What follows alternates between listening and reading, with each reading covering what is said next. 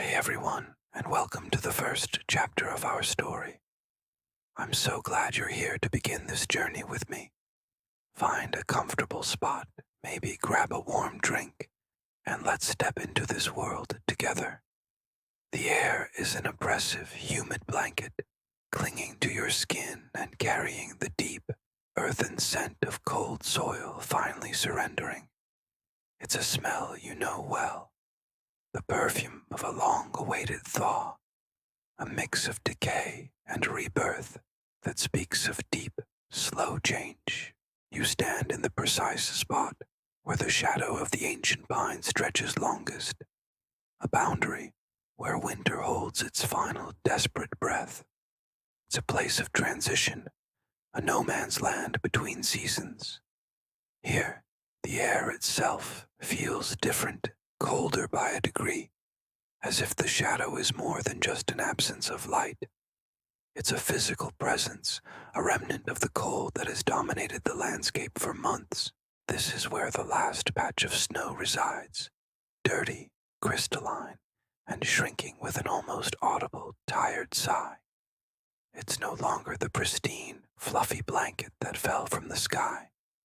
It's a survivor, a veteran of freezes and thaws, compacted and grimy with the debris of winter, pine needles, forgotten leaves, and the dust of the world. The edges are frayed, a delicate lace of melting ice that catches the weak sunlight and fractures it into 1,000 tiny, fleeting rainbows. The melt is concentrated, forming a small, cold pool around the snow's perimeter. This miniature moat is perfectly clear, reflecting the dark, jagged silhouette of the pine above. Looking into it is like peering into a dark mirror, showing you the sky, the tree, and your own face, all warped and rippling in the cold, still water. You crouch down, your knees complaining at the damp chill seeping through your clothes. The ground here is a tapestry of textures. Where the sun has reached, a new tentative green is emerging. The first blades of grass impossibly bright against the dark, muddy earth. But here in the shadow, the ground is still hard, frozen just beneath the surface. You press a fingertip into the mud at the edge of the snowmelt. It's shockingly cold, a jolt that travels up your arm, a reminder of the deep frost still locked within the soil. You feel like an archaeologist, uncovering the last artifact of a forgotten age. This small, stubborn island of winter, the ancient pine that casts this long shadow, is a character in its own right. Its bark is a rugged map of a long life, deeply fissured and coated in a fine, green moss on its northern face. The lower branches, heavy with a final, stubborn dusting of snow, droop towards the ground, creating a dark, enclosed space. Stepping under them is like entering a different room, quieter and more solemn.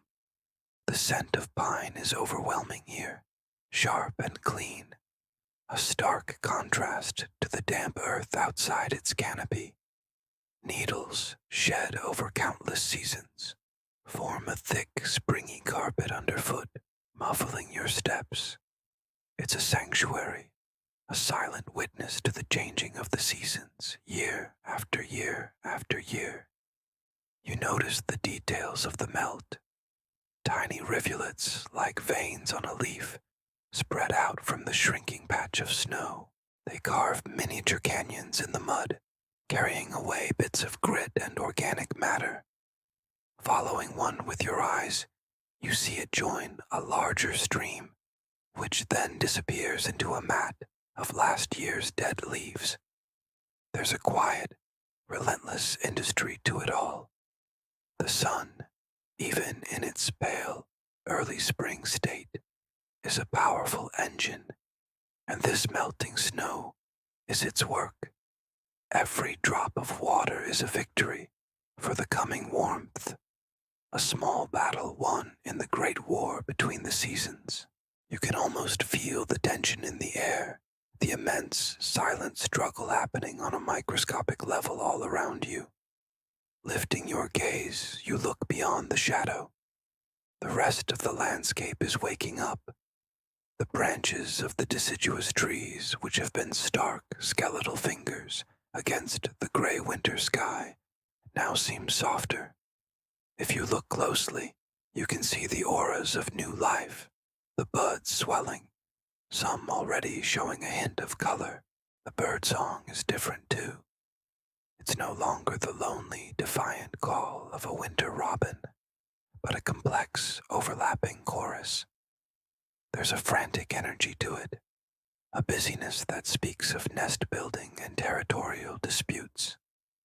Life is returning, flooding back into a world that has been quiet and still for so long. But here, in this one spot, winter is making its last stand. The cold seeping from the snow is a tangible force. It feels ancient and profound, the accumulated cold of 100 sunless days. You reach out, your fingers hovering just above the surface of the dirty snow. You don't touch it. It feels sacrilegious somehow to hasten its demise. It has earned its slow, dignified end. This isn't just frozen water. It's a repository of memories. It holds the memory of the blizzard that buried the world, the silence of a January midnight, the tracks of a fox that passed this way weeks ago. All of it is locked in these crystals, now slowly, irrevocably, letting go. The sound of the melt is the only sound in this small, shaded world. It's not a dramatic rush, but a collection of tiny noises. A soft hiss as a layer of ice gives way. A quiet drip, drip, drip, as water finds its way from a pine needle to the pool below. A subtle, internal creak as the structure of the snowpack settles and shifts. If you close your eyes and just listen, it's a kind of music, a farewell symphony for the cold. It's a sound of ending, but also a sound of beginning, because every drop of this meltwater is destined to nurture the new life that is stirring all around. It will be drawn up by roots, feed the moss, and eventually evaporate to become part of the air again. You think about the nature of shadows. They are defined by what they are not, an absence. But this shadow feels like more than that. It's a protector. It has guarded this last piece of winter, sheltering it from the full force of the sun, allowing it this slow, graceful retreat. Without the pine, without its shadow, this snow would have been gone weeks ago, a forgotten casualty of the first warm day. The shadow has granted it time, a final, quiet chapter. It's a collaboration between the tree and the sun, a daily dance that dictates the boundaries of the seasons. As the sun moves across the sky, the shadow shifts, and the line between winter and spring moves with it. You stand up, brushing the damp earth from your knees, the air on your face, now that you've been crouched by the cold snow, feels surprisingly warm. You've been acclimatized to the microclimate of winter's last breath. Taking a step out of the pine's shadows like crossing a threshold. The sunlight lands on your skin with a sudden, welcome warmth. The colors of the world seem brighter, the greens more vibrant, the blue of the sky more profound. You have been in a place of endings, and now you are standing in a world of beginnings. You look back one last time at the shrinking patch of snow, a small gray-white scar on the waking land. It's a poignant sight, a final, quiet goodbye. There is a sadness to it, the kind of melancholy that comes with any ending. But it's a gentle sadness, tempered by the promise of what's to come. You know that the next time you come to this spot, tomorrow or the day after, it will be gone. The shadow of the great pine will fall on damp, dark earth, and the last evidence of the long, hard winter will have vanished, returned to the cycle from which it came, its memory absorbed by the soil, its story complete. But for now, it remains. The last shadow, guarding the last snow. The sun, bright but weak, warms the thick, dark mud, drawing out its moisture and intensifying the musk of decay and minerals. It's a primal smell, the scent of earth turning over, of winter giving way to the damp promise of spring. Your gaze fixes on the snow's edge, where the retreat of winter is most apparent. It isn't melting cleanly, not in the way you remember from childhood, with clear rivulets running down the pavement. No, this is different. It's collapsing into itself, a slow gravitational pull, creating a slurry of slush and soil. As you watch, transfixed by the slow motion decay, the slurry thins in one particular spot. Something is pushing up from beneath. It's black, geometric, and impossibly rigid. Your mind races through possibilities. A rock? No, it's too perfect. The angle's too sharp, the surface too smooth. It defies the natural, chaotic shapes of the landscape. It's an intrusion, an anomaly in the soft, yielding earth. The object continues its ascent, a silent, dark shape emerging from the viscous, dark brown liquid, challenging everything you thought you knew about this familiar patch of ground. Slowly, cautiously, I reached down. My hand hovered for a moment over the murky surface, a visible boundary between the warm, humid air and the unknown below. Then I plunged my arm in. A sudden, unpleasant chill shot up my arm as my hand broke through the thin film of water at the top. It was colder than I expected, a stark contrast to the balmy afternoon. My fingers sank past the cold, liquid layer and pushed into the dense, saturated clay underneath. The resistance was immediate and strong. The clay was thick, a heavy, clinging muck that sucked at my skin, trying to hold me back. It felt ancient, primordial, like I was disturbing something that had slept for centuries. I wiggled my fingers, trying to get a better feel for the environment, the thick sludge coating every inch of my hand and wrist. It was a strange, almost suffocating sensation, the pressure of the earth itself closing in. I pushed deeper, my arm now submerged to the elbow. The cold was less of a shock now, more of a persistent, seeping ache. My fingertips, numb and searching, brushed against something solid. It wasn't a rock. The texture was wrong. This was different. It felt constructed. My fingers traced a surface that was unnervingly smooth under the grit of the clay, too perfect to be natural. It was aged, I could feel that, but it was also hard, unyielding, and profoundly cold. As I cleared a small patch of the thick mud away, my skin met the unmistakable texture of iron, cold, rigid metal, bound tightly around what felt like wood.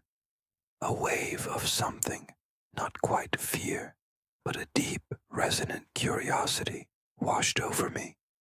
This wasn't just a random object. This was made. This was placed here. And it had been waiting for a very, very long time. It wasn't going to be easy. You can't just snatch something from the earth when it's been held this tightly for who knows how long. This required a deliberate, conscious effort. I braced my feet, finding what little purchase I could in the slick, churned-up mud. My hands were already raw, fingers stiff and cold, but I curled them around the edges of whatever I had found. The coarse texture digging into my skin even through the layers of muck. Then I pulled, not a quick yank, but a slow, grinding haul. I leaned back, putting my entire body weight into it, my legs trembling with the strain. I could feel the muscles in my back tightening into knots, a burning sensation spreading across my shoulders. Every fiber of my being was focused on this one single motion. The clay was like a living thing, a greedy entity that didn't want to let go of its prize. It fought me for every inch. The resistance was immense, a heavy sucking force that threatened to pull me down into the mire with it. For a moment, nothing happened. It felt like I was trying to pull the whole world up by its roots. The only sounds were my own ragged breaths and the squelching of my boots sinking deeper into the ground. I gritted my teeth, a low groan escaping my lips. Come on, just let go. My arms ached, my grip started to slip, and I felt a wave of despair wash over me. Was this all for nothing?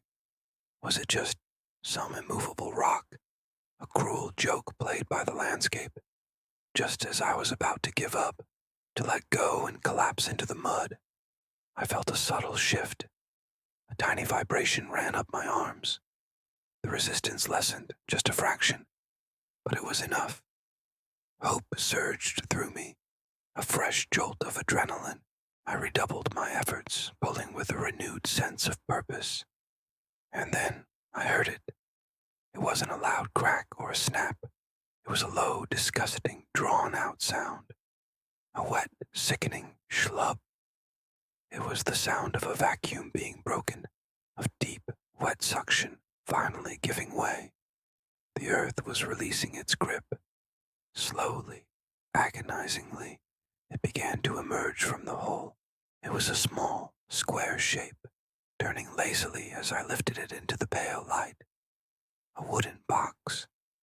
It was coated entirely in a thick layer of dripping brown slush and coarse grit, like it had been dipped in liquid earth.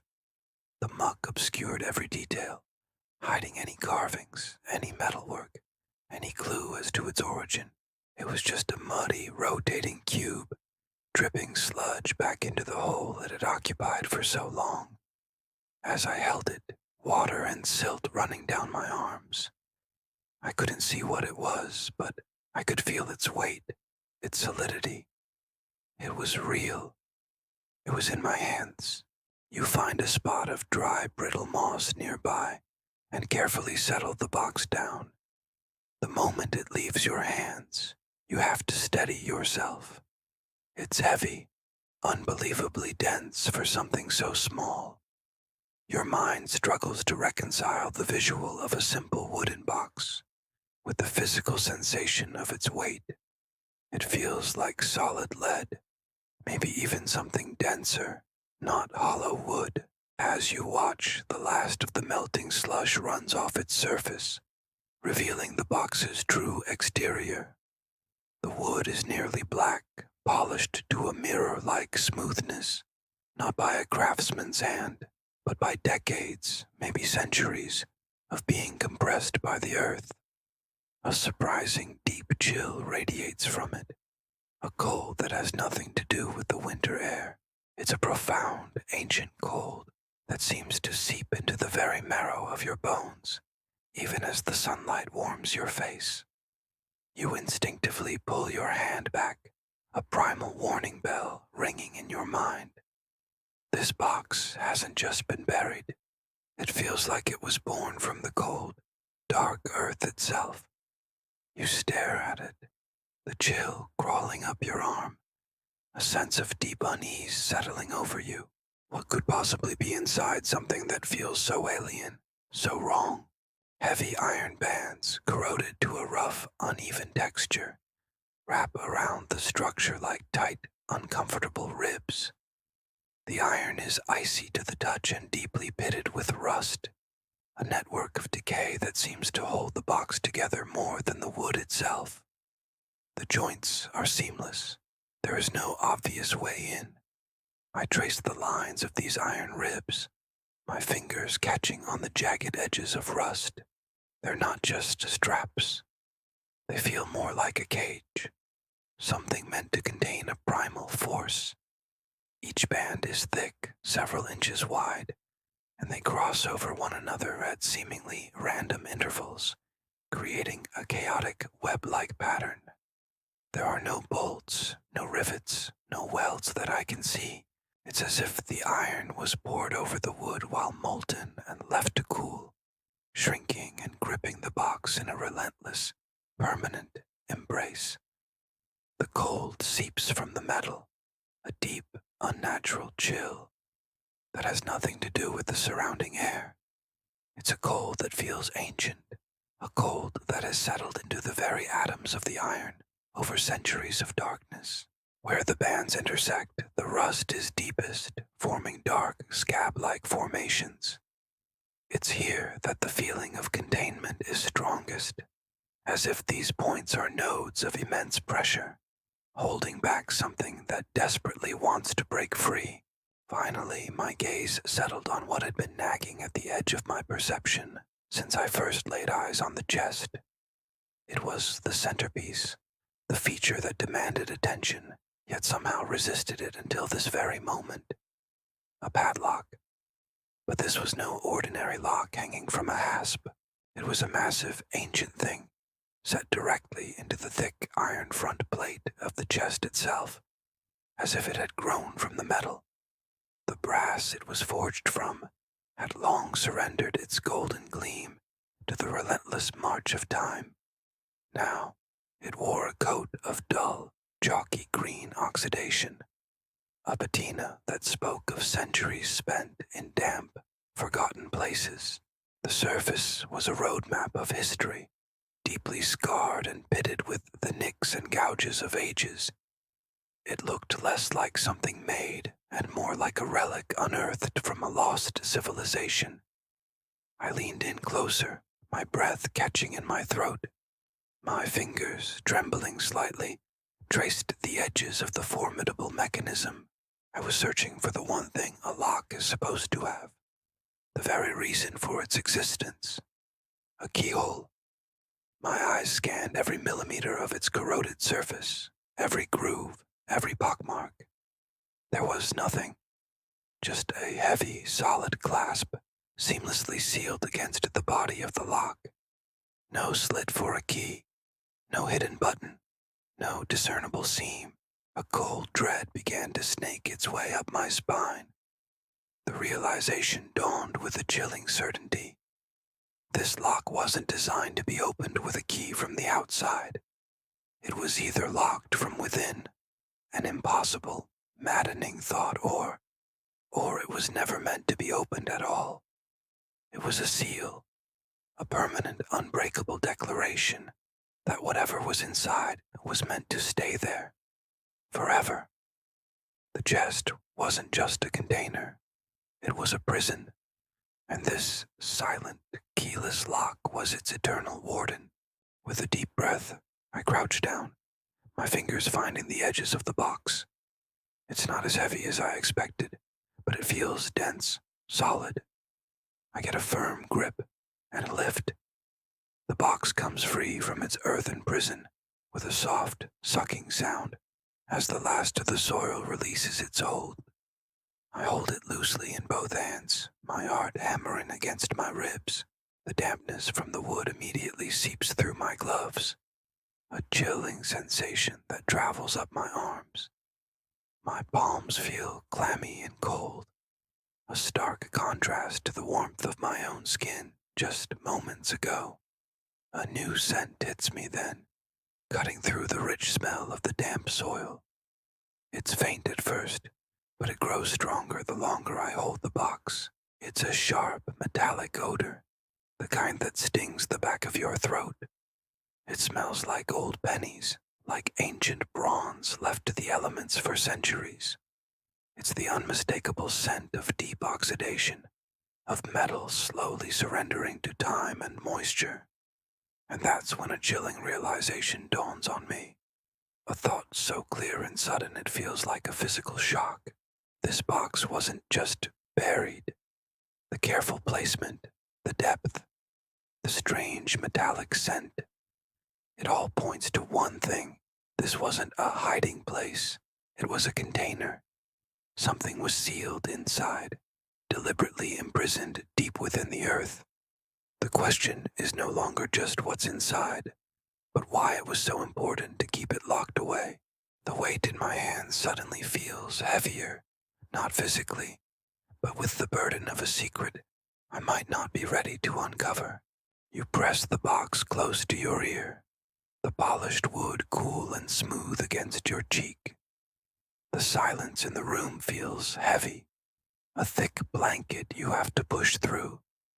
You hold your breath, listening, trying to find any clue, any imperfection in its construction. You're searching for a fissure, a hidden seam, anything that might betray how to open this impossible puzzle. The air is still. Your own heartbeat is a dull thud in your ears. Then, you hear it. Shh. Wait. It's faint, so faint you almost dismiss it as a trick of your own mind, the product of straining to hear something that isn't there. But no, it's real. A sound, distinct and undeniably internal. It's a subtle, persistent scratching.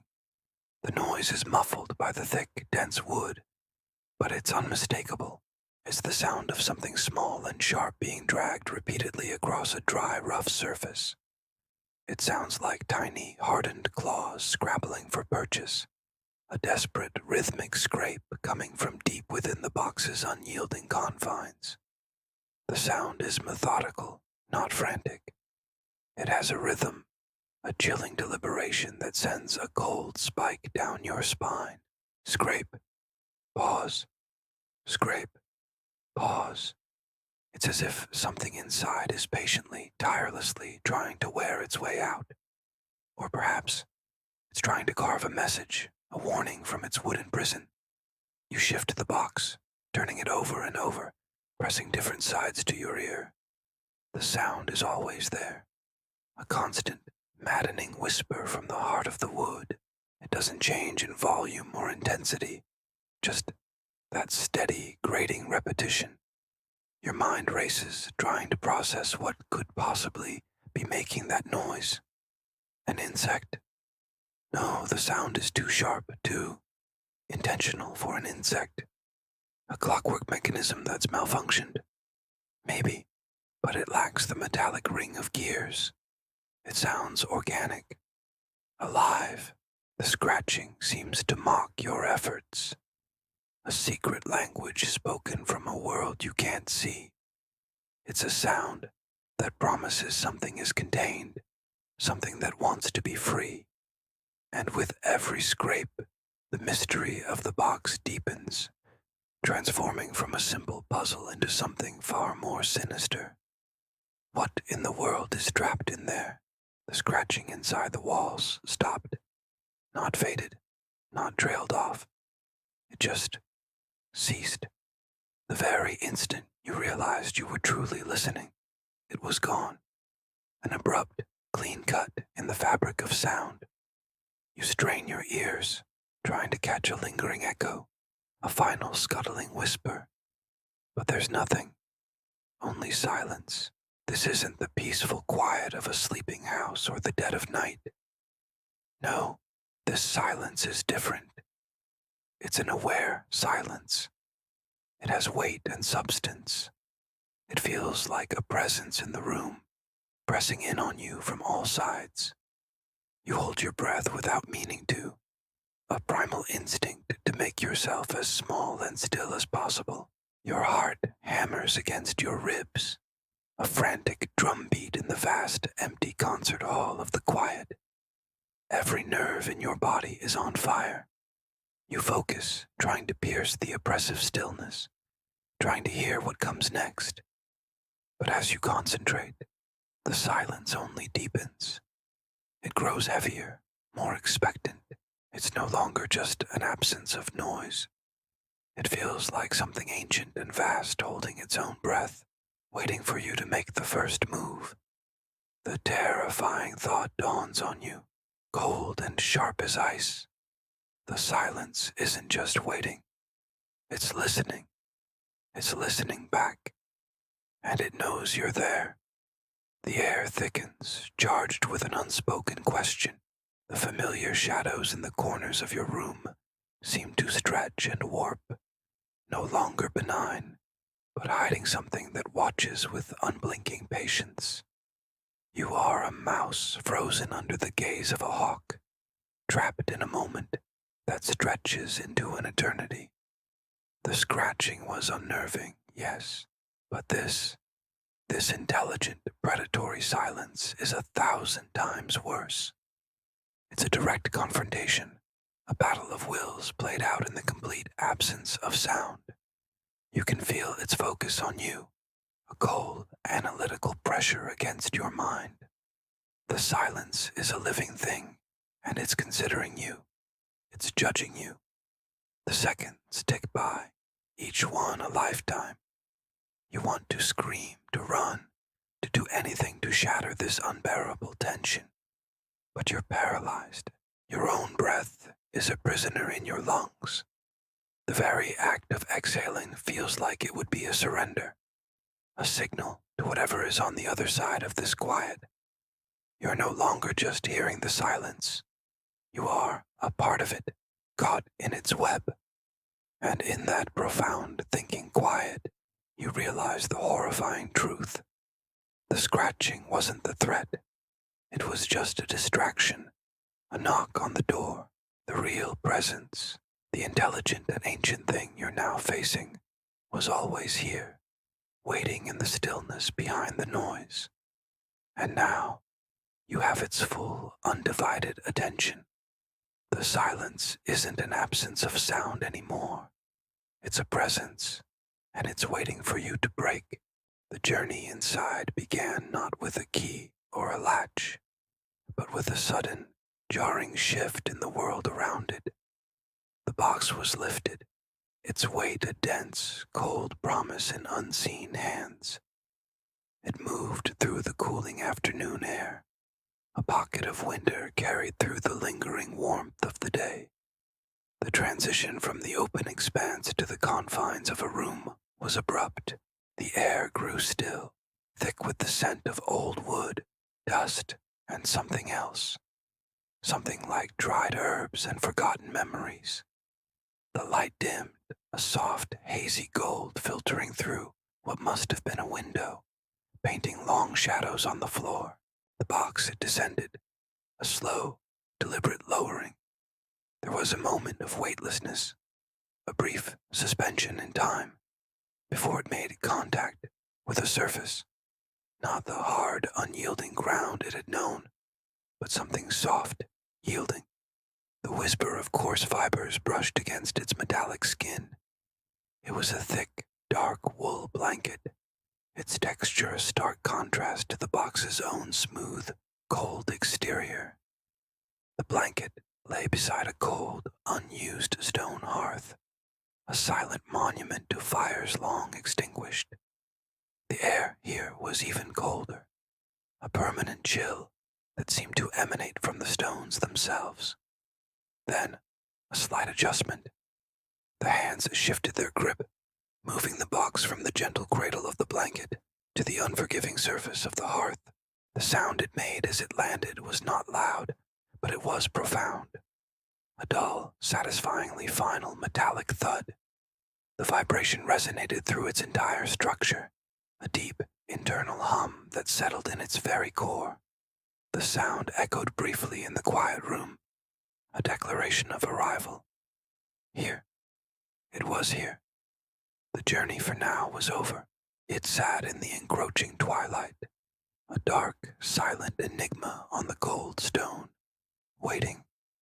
The world outside the room continued its descent into evening, but within these walls, time seemed to have stopped, holding its breath in anticipation of what would come next. The box, a keeper of secrets, was now itself kept, a silent sentinel in the heart of a quiet house. The box sits there, a stark, ancient silhouette against the clean, modern lines of the stone hearth. It's a jarring contrast, like a forgotten relic dropped into a world it doesn't belong to.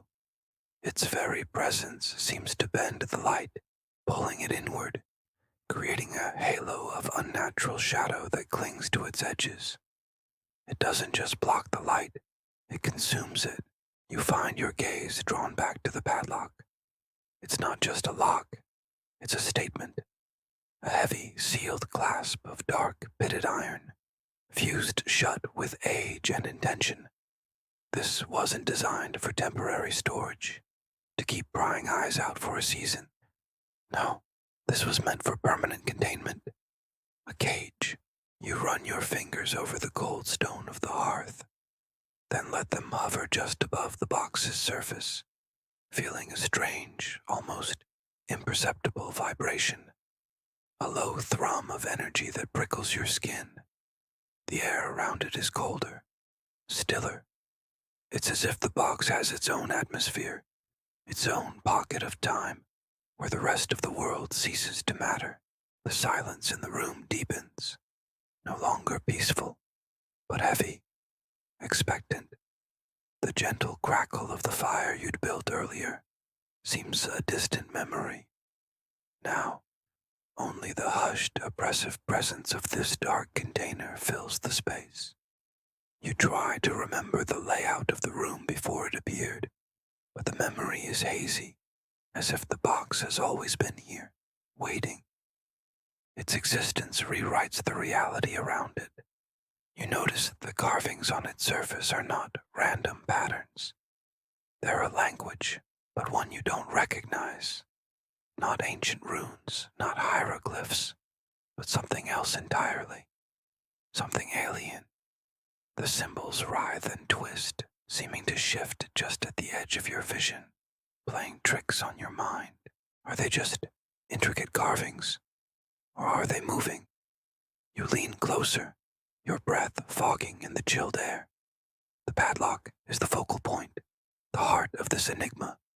It has no keyhole, no combination dial. It is a solid block of metal, a final, unyielding seal. How was it closed? And more importantly, was it ever meant to be opened? The thought sends a shiver down your spine that has nothing to do with the cold. This object wasn't just locked, it was imprisoned. Whatever is inside, or whatever the box itself is, was meant to be forgotten, left to languish in perpetual darkness. Yet here it is, in your home, sitting before your fire. The unnatural shadow it casts seems to stretch, inching across the floorboards towards you. It's not just a lack of light. It feels substantial, a creeping tide of something ancient and unknown. You take a step back, your heart hammering against your ribs. The initial curiosity is curdling into a primal fear. The hearth, once a symbol of warmth and safety, now feels like an altar, and this box is its unsettling offering. You look around the room, at the familiar comfort of your own home, but everything now seems tainted by the box's oppressive aura. The cozy armchair, the worn rug, the books on the shelf, they all look like props on a stage you no longer control. The box is the new center of this universe. You consider your options. Leave it. But where would you go? Try to move it. The sheer sense of ancient weight it exudes tells you that would be a futile effort. It feels anchored to that very spot, as if it has grown roots deep into the stone. The silence is broken by a soft, almost inaudible sound, a faint scratching from within. At first, you think you're imagining it, a product of your frayed nerves. You hold your breath, straining to hear. There it is again, a delicate, rhythmic scrape, scrape, scrape. It's not the sound of something frantic trying to break out. It's patient, methodical, the sound of something that has all the time in the world, and it knows you're listening. The shadow around the box pulses just once, in time with the sound. The light in the room dims further, and the air grows thick, heavy, making it hard to breathe. The scratching stops. The silence that follows is 1,000 times worse. It's a waiting silence, a hunter's silence. You are no longer just an observer. You are part of this. The hearth's watch has begun, but it's not you who is the watcher. You are the one being watched. The sun dips below the horizon, painting the sky in shades of bruised purple and soft orange. As the light fades, the world outside seems to exhale, settling into the quiet rhythms of the evening. The air cools, and with it comes a subtle symphony of nighttime sounds. I can hear the soft, almost imperceptible hiss of the roof shingles, contracting as the day's warmth escapes them. It's a sound I've heard 1,000 times, a familiar comfort that usually signals the end of another ordinary day. Far off in the distance, a lone night bird lets out a plaintive cry, its call echoing through the growing darkness. The sound travels clear and sharp, then fades, leaving an even deeper silence in its wake. These gentle, familiar noises, the house settling, the distant bird, do something strange tonight. Instead of filling the space, they seem to carve it out, to sharpen its edges. They act as a frame, highlighting the profound and absolute stillness that now emanates from the corner of the room, from the box. It is entirely, unnervingly silent now. The frantic, desperate scraping that had been its constant grating pulse has vanished. It didn't just stop.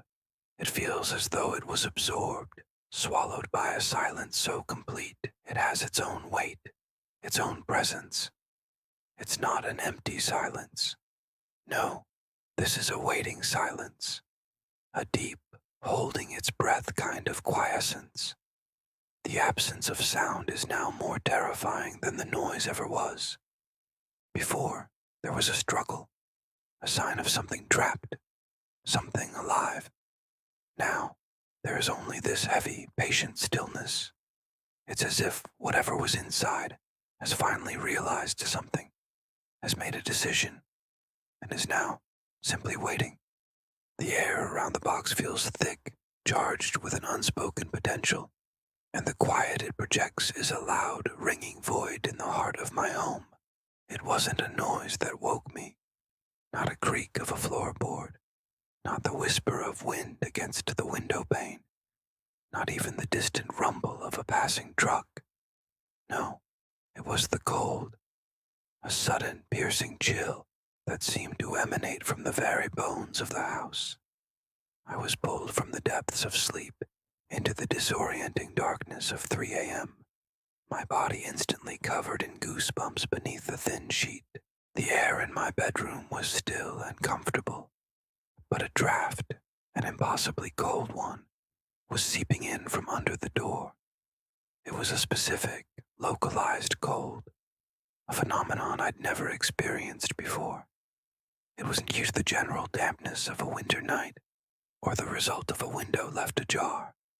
This was different. This felt intentional. My heart began to pound a slow, heavy rhythm against my ribs, a drumbeat in the profound silence. The digital clock on my bedside table glowed a stark red. 3:03 a.m. The witching hour, they called it. I had always dismissed such notions as folklore, silly stories to scare children.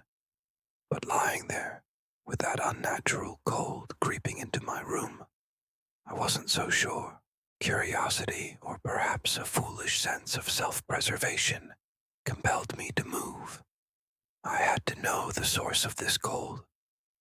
Throwing back the covers, the cool air of my own room was a shock, but it was nothing compared to what awaited me. As I swung my legs over the side of the bed, my bare feet touched the wooden floor. The cold intensified as I approached the door, slithering up my ankles like icy water. It was as if a river of frozen air was flowing from the hallway. I placed my hand on the doorknob. The brass was so cold, it felt like it might burn my skin. Taking a deep breath, I turned it. The latch clicked with a sound that seemed deafening in the stillness. I pulled the door open just a crack, peering into the inky blackness of the hallway. The cold washed over me in a wave, stealing the air from my lungs. It was centered, I realized, not in the hallway, but further down, in the living room. The darkness of 3 a.m. is usually just that, dark. But this was different. The blackness felt pressurized, heavy, and expectant. It had a weight to it, a physical presence that pressed in on me from all sides. It was as if time itself was holding its breath, waiting for something to happen. The familiar shadows of my home were gone, replaced by a uniform, suffocating void. I couldn't even make out the faint outline of the hallway table or the family photos on the wall. It was like looking into a bottomless abyss. My instinct screamed at me to slam the door, to crawl back into bed and pull the covers over my head until morning. But I was frozen, mesmerized by the sheer wrongness of it all.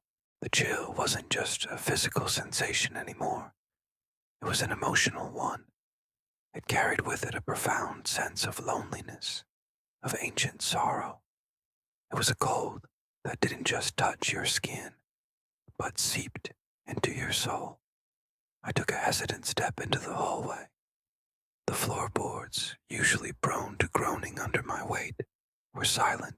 It felt as though I were walking on a thick layer of frost, my movements muffled by the oppressive stillness.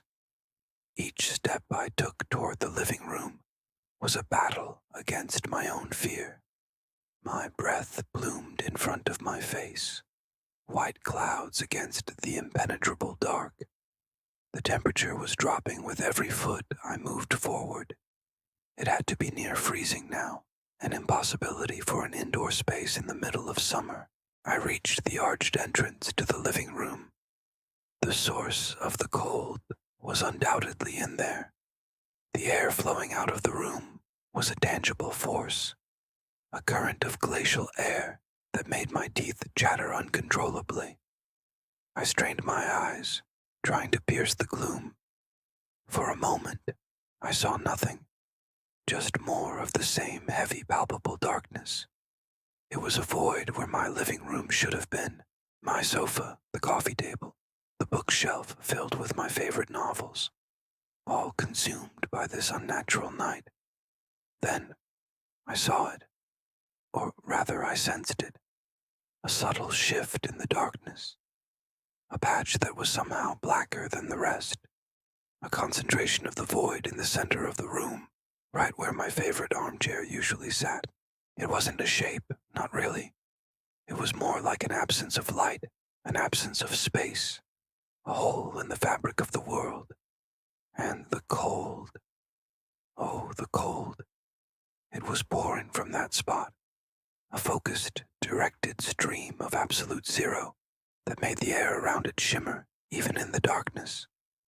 I could feel the energy radiating from it, an ancient and malevolent power that hummed at a frequency just below the range of hearing.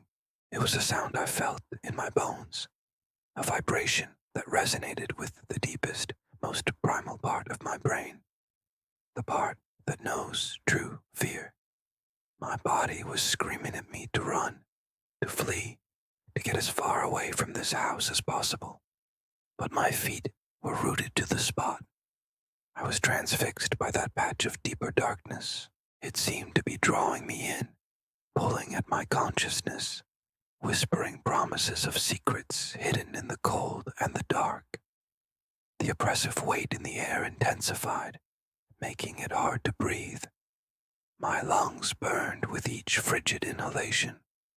The pressure in my ears was immense, as if I were sinking to the bottom of a deep, cold ocean. The feeling of being watched was overwhelming. I couldn't see eyes, but I knew, with a certainty that chilled me more than the air, that something was in that darkness, looking out at me. It was aware of me. It had been waiting for me. This cold, this darkness, this suffocating silence. It was all for me. I had been summoned from my sleep, not by chance but by design. My hand trembling went to the light switch on the wall beside the archway. My fingers fumbled against the cool plastic, my coordination failing me in the face of such profound terror. This was a mistake. I knew it was a mistake. Some things are meant to stay in the dark. Flipping that switch felt like a violation, an act of defiance against a power I couldn't possibly comprehend. But the alternative, standing there in the encroaching, soul-stealing cold, staring into that abyss, was even more terrifying. With a final, desperate surge of will, I found the switch. My finger hovered over it for a second that stretched into an eternity. The silent house held its breath. The cold intensified, a final warning grasp. I closed my eyes, and I flicked the switch. The silence that had settled over the house, the fragile peace I had clung to, shattered. It didn't just break, it was obliterated. The sound was back. But this wasn't the hesitant, questioning scratch of before. This was a declaration, a statement of intent. It began subtly, a faint, rhythmic tick-tick-tick from the corner of the living room, right where the antique writing desk stood. I froze, a glass of water halfway to my lips. My heart hammered against my ribs, a frantic drumbeat against the sudden, chilling percussion from the wood. I tried to rationalize it. The house, settling. A mouse. An insect. Anything but that. I placed the glass down, my hand trembling so badly that water sloshed over the rim, cold against my skin. The sound ignored my denial. It grew louder, more insistent. The rhythm wasn't just rhythmic anymore. It was frantic, desperate. Imagine a trapped bird beating its wings against the bars of its cage. A panicked, hopeless frenzy. Now, imagine that sound coming from inside solid oak. It was a sound of pure, concentrated urgency. Scratch, scratch, scratch, scratch. Faster and faster. A horrifyingly organic tempo that spoke of a frantic struggle. I found myself creeping towards the desk, moving without conscious thought, drawn by a morbid curiosity that screamed louder than my instinct for self-preservation. Each step was a deliberate act of will. The floorboards, which usually groaned under my weight, seemed to hold their breath. As I got closer, the character of the sound changed again. It wasn't just dry scratching anymore. There was a wetness to it now. A slick, tearing sound like claws digging into something soft and damp just beneath the surface. It was visceral. It sounded alive. And it sounded closer, not just closer to me, but closer to the surface of the wood itself, as if whatever was inside was mere millimeters from breaking through. My breath hitched in my throat. I could almost picture it. Something working furiously, its entire being focused on this one singular goal: to get out. The wood of the desk, so dark and polished, seemed to pulse with the vibration.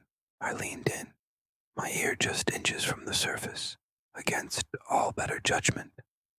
The sound was deafening now.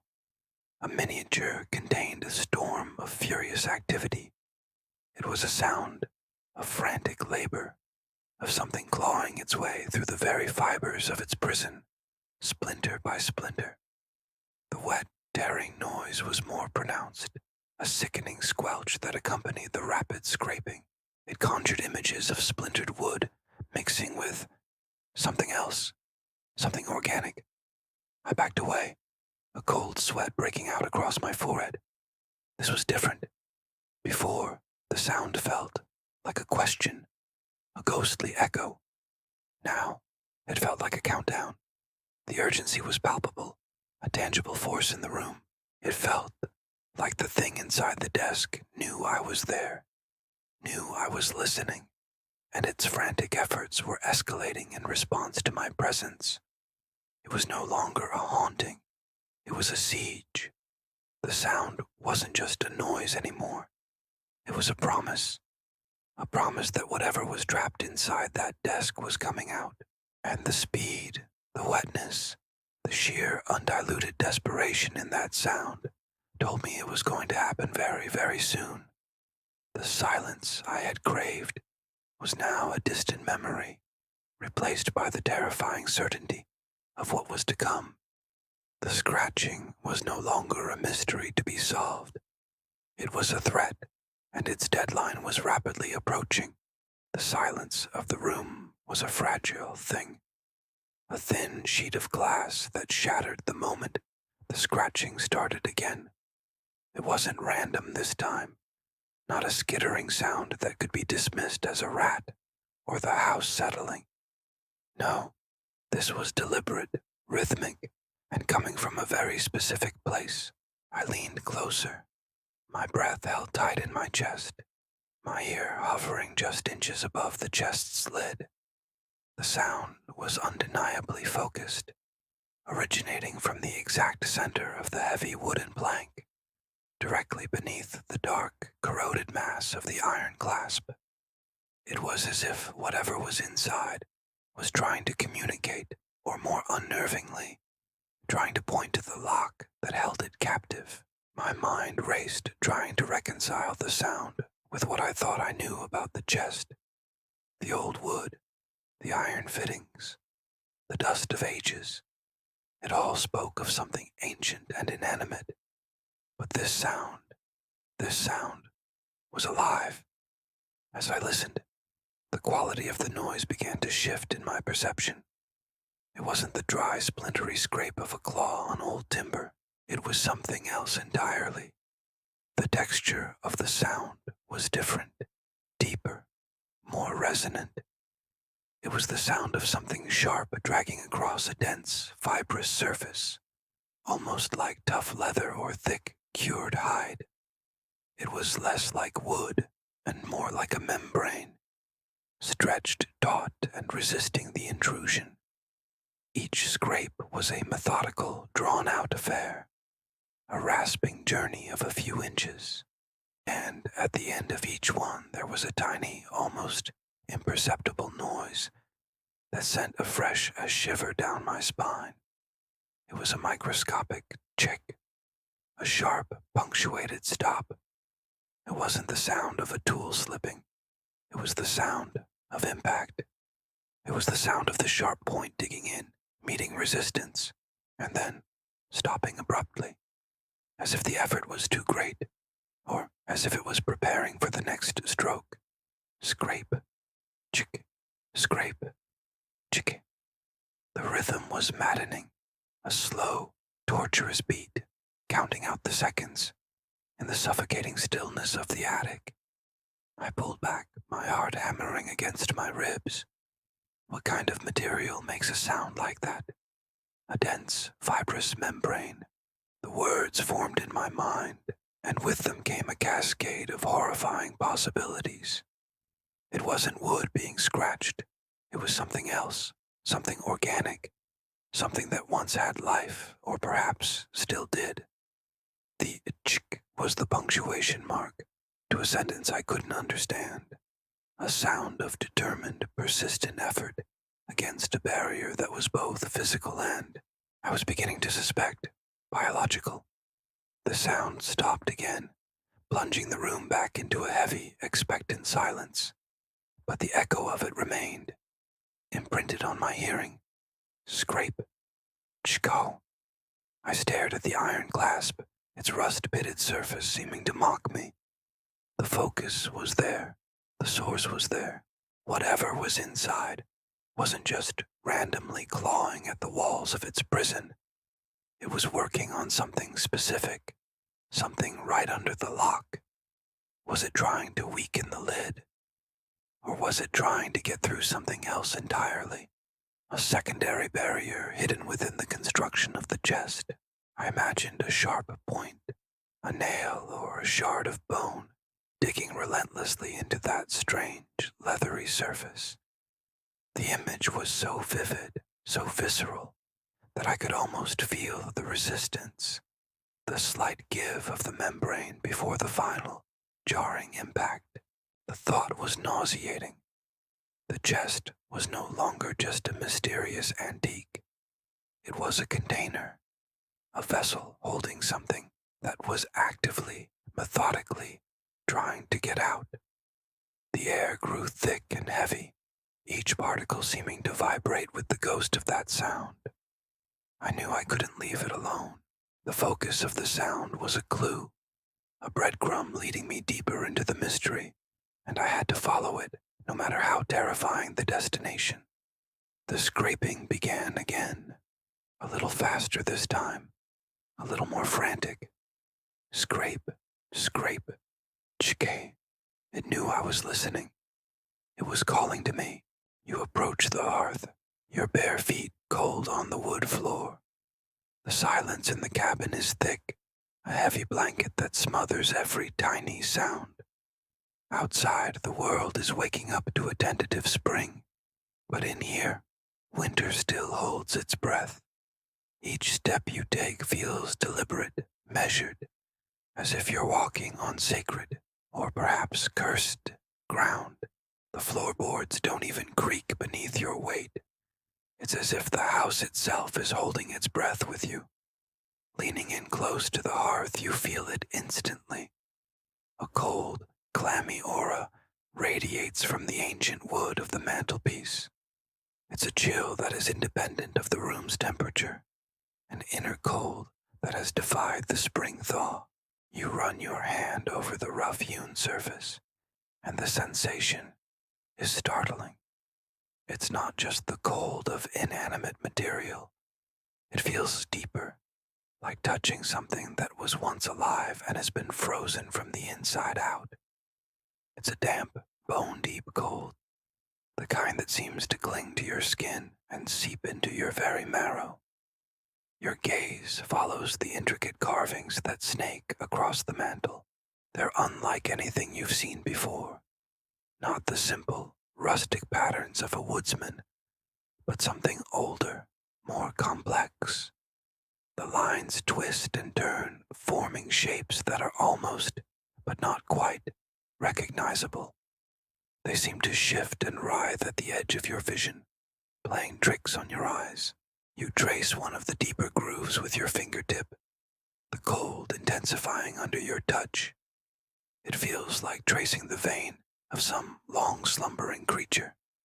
A shiver, completely unrelated to the temperature, snakes its way up your spine. This cold isn't natural. It's a presence, an entity unto itself. You pull your hand back as if burned, though the sensation is the exact opposite.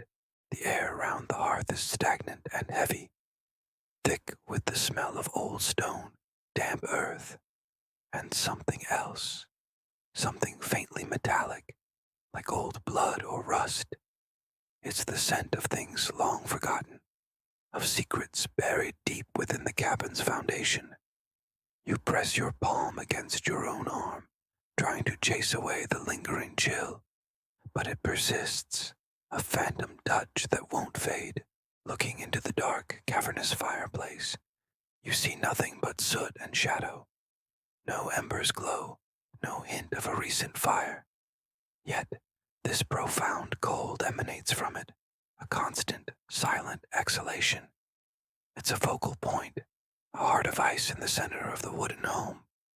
The more you focus on it, the more you realize it's not just a physical cold. It's an emotional one, too. A wave of profound loneliness and sorrow washes over you, so intense it almost brings you to your knees. It's not your own emotion. It's an echo, a residue left behind by someone or something that knew a coldness far greater than any winter. You stare at the carvings again, trying to decipher their meaning. Are they a warning, a story, a key? The lines seem to pulse with a faint, unseen energy, and the cold deepens, growing almost painful. It's a deliberate, watchful cold. You have the unnerving feeling that you are not just observing it, but that it is observing you right back. The hearth is not merely a part of the cabin, it's the core of its mystery, a source of power that has been waiting, dormant, for a very, very long time. And now, you've disturbed its slumber. You take a slow step back, then another, your eyes locked on the dark fireplace. The cold aura seems to follow you, a tendril of icy air reaching out, reluctant to let you go.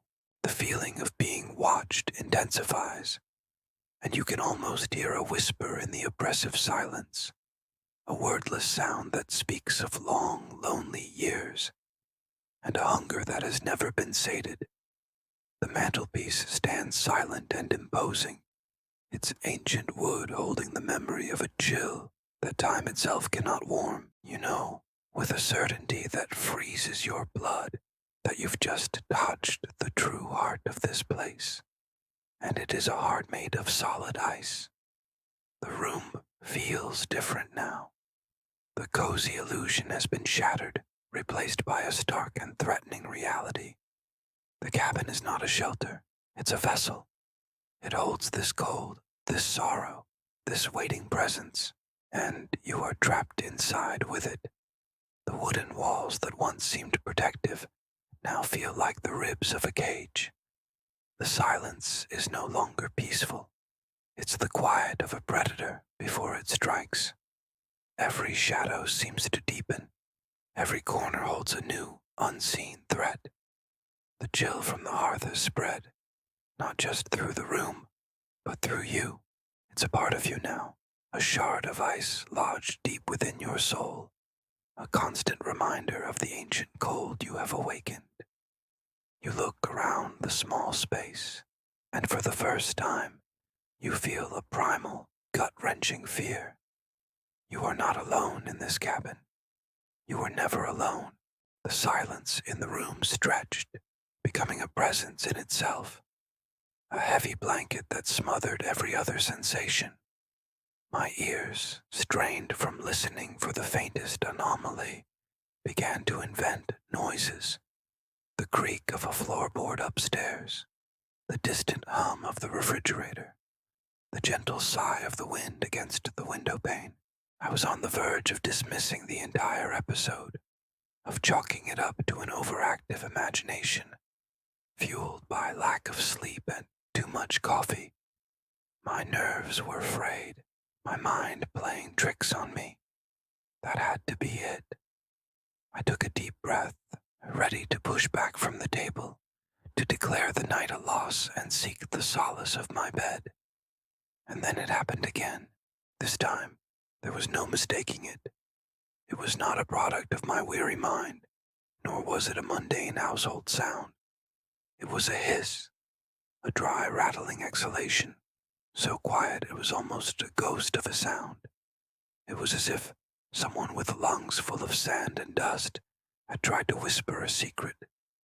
The sound was brief, a mere flicker in the profound stillness, but it was undeniably present. It seemed to emanate from the box itself, specifically from somewhere near the upper band of dark, pitted iron. I leaned closer, my heart hammering against my ribs, my breath caught in my throat. My eyes scanned the area, searching for the source, for any visible opening, no matter how small. There was nothing. The wood was seamless. The iron band fused to it as if they were one, yet the sound had been real. It was a human sound, or at least it mimicked one with chilling precision. It wasn't the sound of pressure equalizing, not the simple release of trapped air. This was different. It felt ancient, organic. It was the sound of something stirring from a long, long slumber. As I held my position, frozen in a state of fascinated dread, a new element joined the auditory mystery. A scent. It slithered into the air, as subtle as the sound that preceded it. It was faint at first, easily missed, but it grew steadily, unfurling like a foul, invisible flower. The smell was sharp, acrid, and deeply unsettling. It was the smell of cold, preserved earth, the kind you might find deep beneath a forest floor, where sunlight has never touched. It was the smell of a crypt, of stone and damp and decay. But woven within that earthy, subterranean aroma was something else, something far stranger. It was the scent of desiccation, of something that had been utterly dried out, mummified over countless centuries.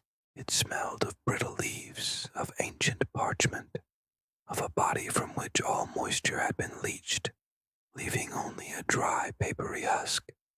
The combination was nauseating, a paradox of damp and dry, of life and its absolute absence. It was the scent of something long dormant, something that had been sleeping a sleep deeper than death, and was now finally beginning to revive. The air in the room grew thick with it, the smell clinging to the back of my throat, making my eyes water. The hiss had been a warning, a prelude. This smell, this was the announcement. It was the undeniable proof that I was no longer alone with an inanimate object. The box was not just a container, it was a vessel, and whatever it held within its dark, iron-bound confines was stirring. The faint, dry sigh had been its first breath in an age, and with that breath, it had exhaled the stench of its own ancient tomb into my world. I scrambled back from the table, my chair screeching against the floorboards, the sound loud and vulgar in the tense atmosphere. I couldn't get the smell out of my nostrils. It was invasive, burrowing into my senses, tainting the very air I needed to breathe. My gaze was locked on the box, which sat placidly on the table, looking no different than it had moments before. It offered no clues, no visible changes. But I knew. The evidence was irrefutable, carried on the air itself. The imperceptible crack, the unseen fissure that had allowed that sound and that scent to escape, might as well have been a gaping maw. It was an opening not just into the box, but into a history I couldn't comprehend. A history filled with cold earth and things that wait in dry, silent patience. The quiet of the room returned, but it was a different kind of quiet now. It was no longer empty. It was watchful. It was the silence of a predator that has just announced its presence and is waiting with infinite patience for its prey to make the next move. And I, panting in the corner of my own study, was undoubtedly the prey. The long dormant thing had been revived, and its revival had just begun. The first sign was a sound, not a loud, startling crash, but something far more insidious. A low groan, a vibration that seemed to travel not through the air, but through the very bones of the structure, through the soles of my feet, and up my spine. It was a frequency just on the edge of hearing, almost subsonic, a feeling as much as a noise. Imagine the sound of a great tree groaning under the weight of 100 years of snow, its fibers screaming in silent protest. Or the sound of a ship's iron hull deep in the crushing blackness of the ocean, every rivet and plate booming with a tension it was never designed to bear. That was the sound of things being bent just past their limit. At first, I dismissed it. The old place was full of noises. The sighing of the wind in the eaves, the scuttling of unseen things in the walls, the settling of ancient timbers. I had grown accustomed to its symphony of decay. But this was different. This wasn't the house settling into a comfortable old age. This was the house being actively, relentlessly pushed. The pressure was internal, a force originating from somewhere deep within, building steadily, inexorably, against the strength of its containment. I walked the halls, my hand trailing along the walls, trying to pinpoint the source. The wood panels felt alive.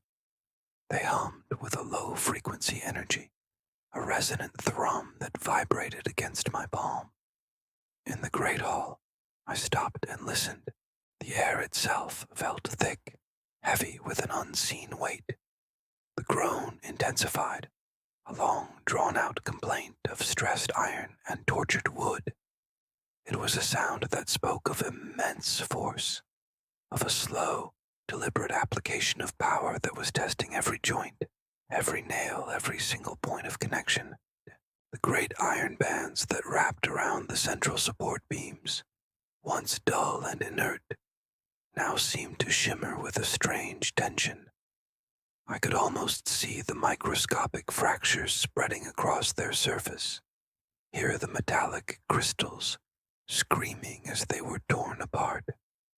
The wood beneath them was audibly compressing, its fibers splintering and protesting with a dry, cracking sound.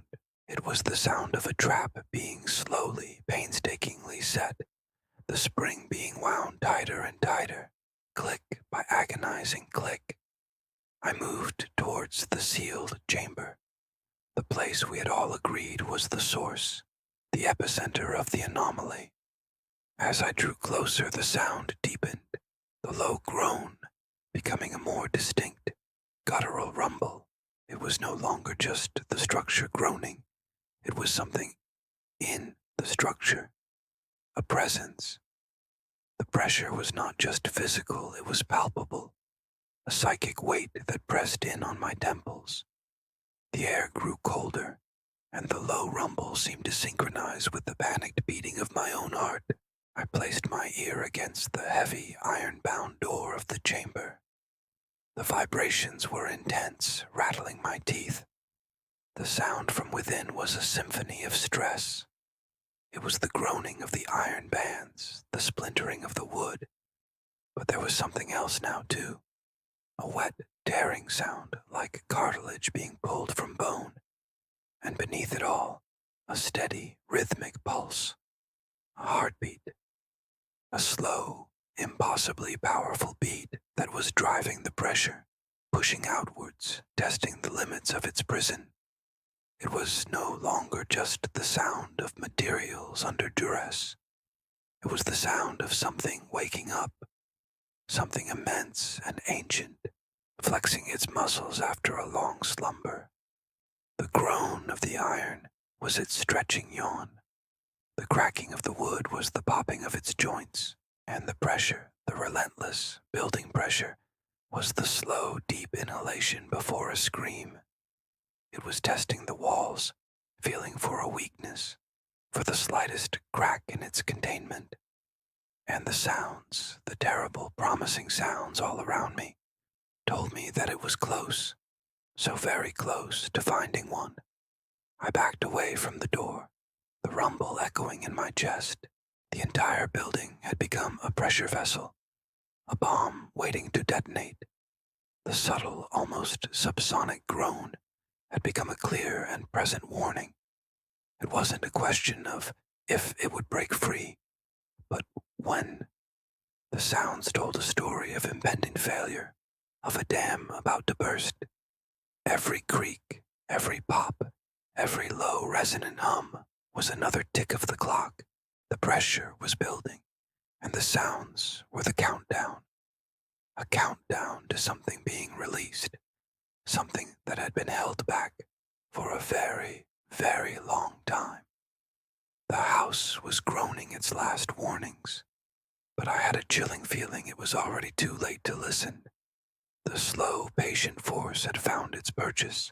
My gaze was locked, absolutely transfixed on the iron clasp. The rust wasn't just old. It felt ancient, a deep, angry red that had eaten away at the metal for centuries. My flashlight beam cut a sharp, unwavering circle against the darkness, pinning the clasp in its light. And that's when it started. It wasn't a trick of the eye, not a flicker of the torch. The metal itself began to move, It was subtle at first, a faint shimmer across the corroded surface, like heat haze rising from asphalt on a blistering summer day. But this was cold, damp air. The shimmer intensified, coalescing into a slow, visible ripple. The solid iron, which should have been inert and unyielding, began to twist. It was like watching a muscle bunch and flex beneath the skin. The material seemed to lose its solidity, its very atoms momentarily unbinding, becoming fluid under an immense, unseen pressure from within. I held my breath, every nerve screaming. What could possibly be inside that exerted such force? It wasn't a physical pushing. There was no sound of scraping or banging. This was a different kind of power, a silent, warping energy that was bending reality around it. The iron clasp groaned, not a sound of metal stress, but a deeper, more organic moan as it continued to contort. The ripples became more pronounced, like waves on a pond. But these were waves in solid steel. The pressure seemed to build exponentially. The air grew thick, heavy, pressing in on me from all sides. It felt like the moments before a lightning strike, a palpable charge that made the hairs on my arms stand on end. The clasp was no longer just twisting, it was visibly bulging outwards. The layers of rust flaked away, not from decay, but pushed off by the swelling metal beneath. It was a terrifying, mesmerizing spectacle of physics, gone mad. My mind raced, trying to process the impossibility of what I was witnessing. This wasn't a lock being picked or broken. This was the lock being unmade, its fundamental properties being rewritten by whatever lay on the other side. The shimmer intensified into a blinding, silvery sheen, the corroded iron now glowing with a soft, internal light. The pressure was reaching its zenith. I could feel it in my bones, a resonant hum that vibrated through the floor and up my legs. The bulge in the center of the clasp grew larger, more defined. The metal stretched, thinning until it was almost translucent, the light from within pulsing with a slow, rhythmic beat. It was like a heart, a metallic heart about to burst. I instinctively took a half step back, my hand tightening on the flashlight, my knuckles white. The steady beam was now illuminating a scene from a nightmare, a violation of every law of nature I knew. Then, with a final, silent surge of power, the metal gave way. It didn't shatter or snap. It dissolved. The center of the clasp simply vanished, turning into a cascade of shimmering liquid light that flowed away like water before evaporating into nothingness. Where the solid iron had been just moments before, there was now a perfect circular opening, its edges impossibly smooth, glowing with a soft residual energy. The pressure was gone. The air returned to normal, leaving behind a dead, profound silence, and through the newly formed aperture, a darkness deeper than any I had ever known seemed to beckon, promising answers to questions I was now terrified to ask. The path forward was open. Hello, everyone, and welcome back to the series. If you're new here, I strongly suggest you go back and watch from the beginning. For the rest of you, let's continue. For what felt like an eternity, the frantic scratching had been the only reality. It was a sound that had burrowed deep into my skull, a relentless, grinding assault on my sanity. It was the sound of something desperate, something furious, clawing its way through the old wood of the cabin, trying to get in. Or perhaps trying to get out. But then, just as suddenly as it had started each time before, it stopped. One last time. Instantly. The silence that followed was not a relief. It was a physical presence, a heavy, suffocating blanket that smothered all other sensations. The world seemed to collapse into this void of sound. It was absolute, more terrifying than the cacophony it replaced. When the scratching was happening, at least I knew where it was. I knew what it was doing. But in this quiet, the threat became formless, boundless. It could be anywhere. It could be right behind me. My own breathing sounded like a storm in my chest. My heart hammered against my ribs, a frantic drum beat in the oppressive stillness. The air in the small room grew thick and heavy, and a strange pressure built in my ears, the kind you feel when a storm is about to break. It was a low, persistent hum, a faint, ringing sensation that seemed to vibrate from the very foundations of the cabin. It was the sound of a held breath, the sound of a world waiting. I strained my ears, listening for a floorboard creak, a rustle of leaves outside, anything. But there was nothing, just that ringing silence. It felt like time itself had frozen. Every dust mote hanging in the single beam of moonlight from the boarded-up windows seemed suspended, locked in place.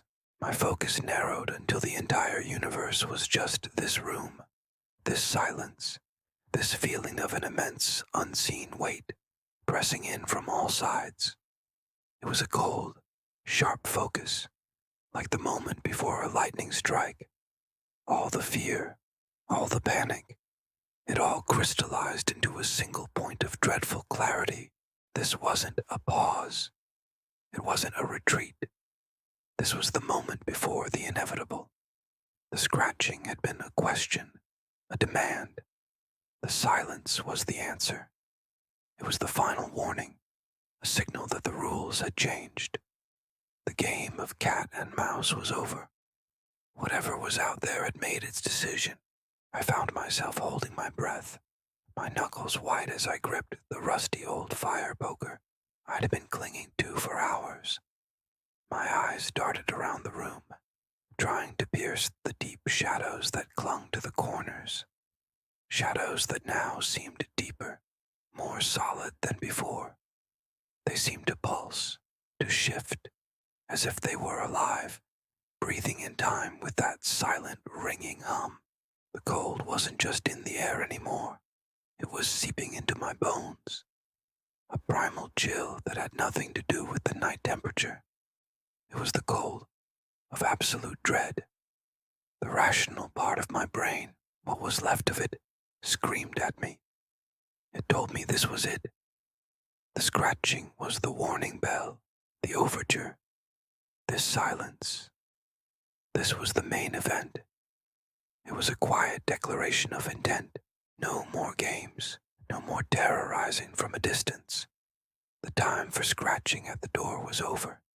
Now it was time for the door to come down. I slowly, so slowly pivoted on my heels, my back pressing against the rough-hewn logs of the far wall. I had to see the door. I had to face it. My gaze locked onto the simple wooden plank door, the source of all the noise, now so unnervingly quiet. The moonlight didn't quite reach it, leaving it shrouded in a thick, inky blackness. It was no longer just a part of the cabin. It was a portal, a gateway to the abyss that waited on the other side. The silence stretched, pulling taut like a rubber band about to snap. I could feel the static in the air, the pressure building, the world holding its collective breath, and in that perfect, cold, focused moment, I understood. The scratching wasn't the monster trying to get in. It was a warning from something else, something trying to keep it out. And now, that warning had fallen silent. The final barrier was gone. The faint ringing in my ears intensified, a high-pitched whine that vibrated through my teeth. The pressure dropped so suddenly, it felt like the cabin had been thrown into a vacuum. A deep, resonant thump echoed not from the door, but from the floorboards directly beneath my feet. And then another, closer. It wasn't outside anymore. It was already in. Thank you so much for watching. This story is getting more intense with every chapter, and your support means the world to me. If you're enjoying this journey into the dark, please hit that like button. And if you haven't already, subscribe and turn on notifications so you don't miss what happens next. I'll see you all in the next part. Stay safe. The weight of the midnight silence was a physical thing, pressing down on the world, muffling every distant sound, every rustle of leaves, every breath drawn in the dark. It was a silence that felt ancient and absolute, a void where time itself seemed to slow. Inside, the air was still, thick with the scent of old wood, dust, and the faint metallic tang of cold iron. Nothing moved. The moon, a sliver of bone-white light, offered no comfort, its glow too weak to pierce the profound darkness that clung to every corner. I had become accustomed to the stillness, finding a strange sort of peace in its predictability. The nights were a long, unbroken stretch of quiet, a stark contrast to the chaos that often filled the days. Each evening settled into the same familiar pattern. The creak of the floorboards as the house cooled, the whisper of the wind against the glass, the slow rhythmic beat of my own heart in my ears. These were the sounds of my solitude, the soundtrack to my waiting. The iron clasp had been a constant presence, a symbol of my confinement, yet also a source of a peculiar kind of security. It was old, forged in a time when things were built to last, to withstand pressure, to endure. Its surface was pitted and rough, cool to the touch, a solid, unyielding fact in a world that felt increasingly fragile. I had spent countless hours staring at it, tracing its robust form with my eyes, imagining the immense force required to bend it, to break it. It was, in its own way, a monument to permanence. Its silence was part of its strength. It never groaned, never strained, never gave any indication that the immense tension it held was anything but effortless. Tonight was no different. The house was asleep. The world outside was a deep, inky black. I was drifting in that space between wakefulness and sleep, my thoughts slow and syrupy, my body heavy with exhaustion. The silence was so complete, it was almost a hum, a low-frequency vibration that filled my head. It was in this perfect, uninterrupted quiet that it happened. It wasn't preceded by a groan of stressed metal, no scraping sound of friction, no telltale creak that might have warned of impending failure. There was absolutely no prelude. One moment, there was absolute silence. The next, a sound that tore the night apart. Snap. The sound was violent, explosive, a whip crack that shattered the stillness into a million pieces. It was louder than anything I had ever heard in this place, a brutal intrusion into the sanctity of the quiet. It was a sound like the bone shattering under a heavy boot heel, sharp, instantaneous, and sickeningly final. It wasn't the sound of something giving way, of yielding or unlocking. The iron clasp hadn't surrendered.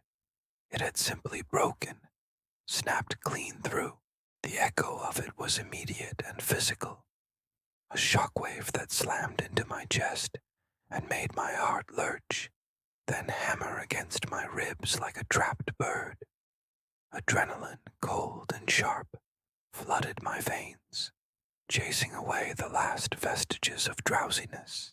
My eyes flew open, staring into the impenetrable darkness, but I could see the event replaying in my mind's eye. The solid iron, once a symbol of unbreakable strength, now fractured, its integrity obliterated in a single, catastrophic moment. The sound didn't just break the silence, it annihilated it. The quiet that rushed in to fill the void afterwards was different.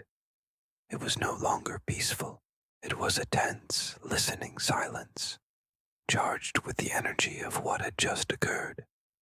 It felt fragile, thin, as if the slightest movement might cause it to shatter as well.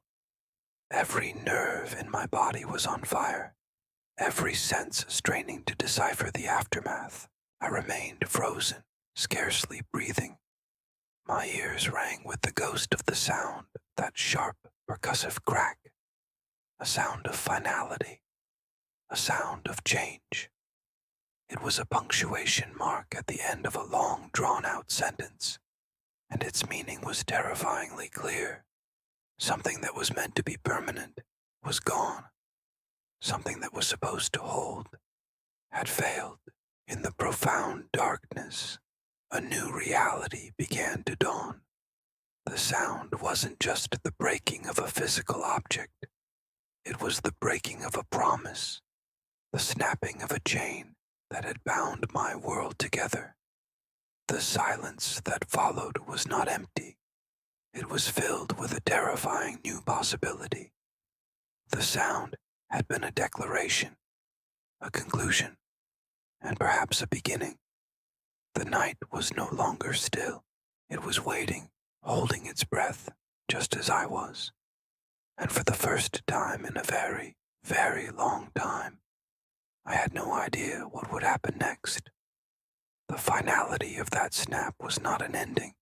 It was the violent, deafening sound of a door being kicked open into an unknown and uncertain future. The silence now held not peace, but the electric hum of pure, unadulterated fear.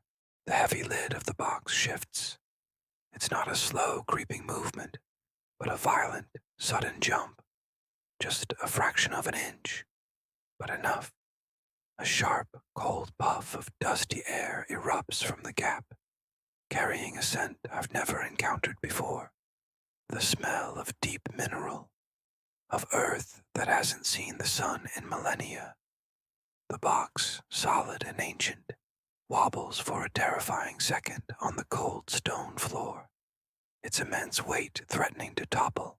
I hold my breath, my heart hammering against my ribs, expecting something. A crash, a roar, another movement. But then, as quickly as it began, it's over. Everything is silent again. But this silence is different.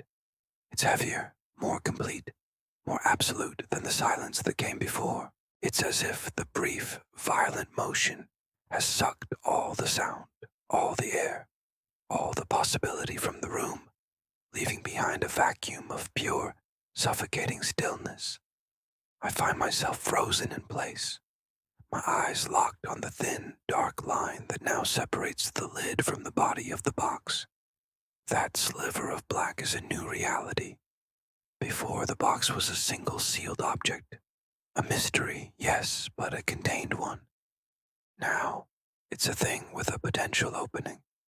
A thing that can be breached. A thing that has already shown a will of its own.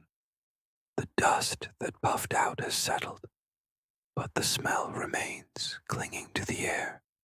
A phantom presence that makes the back of my throat tingle. It's a clean smell, yet profoundly unsettling. Not the smell of decay or rot, but of something ancient and sterile. Like a tomb opened for the first time. The silence stretches on, pressing in on me.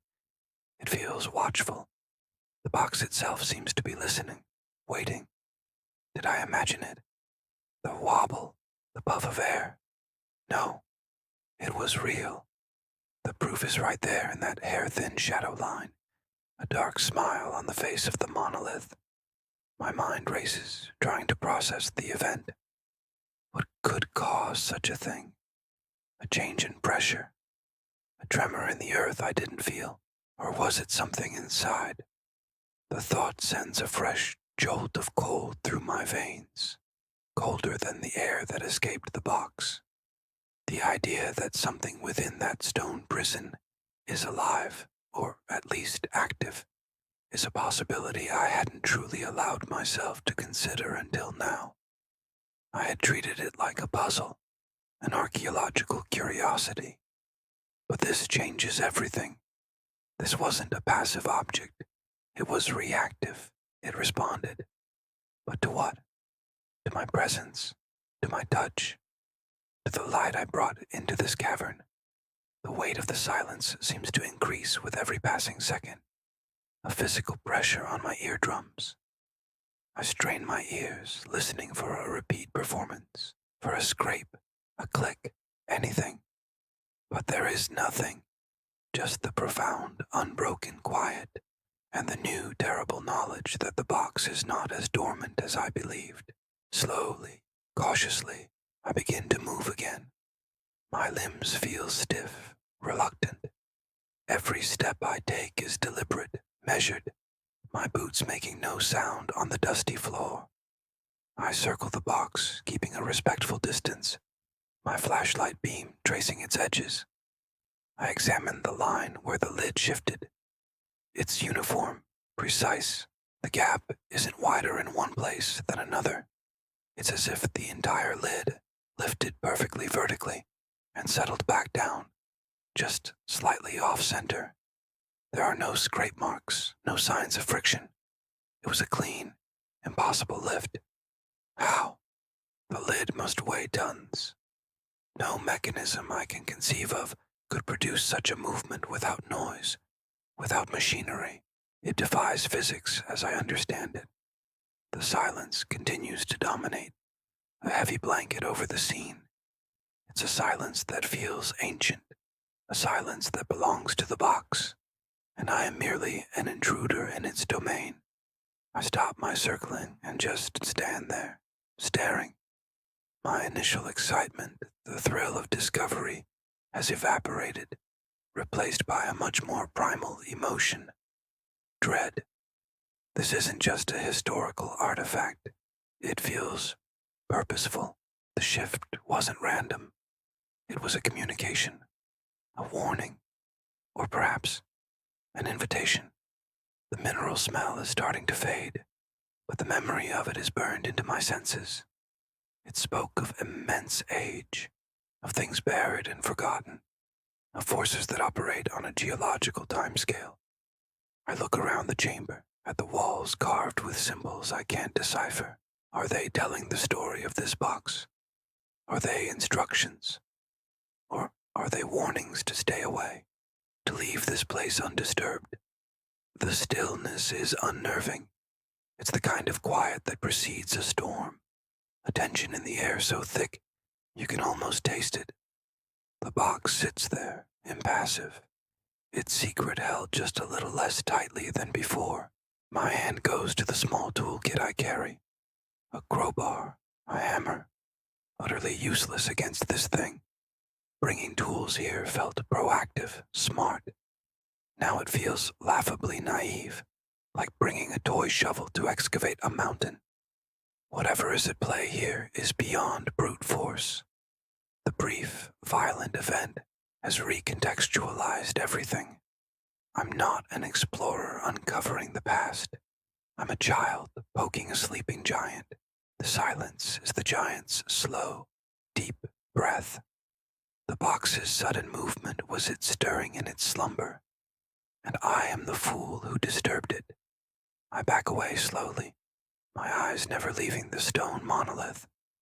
The perfect, dark line of the gap seems to mock me, a thin black void that holds the answer to a question I'm now terrified to ask. What's inside? The silence offers no clues, only a deepening sense of isolation and a growing certainty that I am not alone in this deep, dark place. The presence I feel is not hostile, not yet. It is simply aware, and it is waiting. The sheer weight of the moment is overwhelming. The silence isn't empty. It's full of unspoken potential. Every shadow in the corner of my vision seems to lengthen, to move.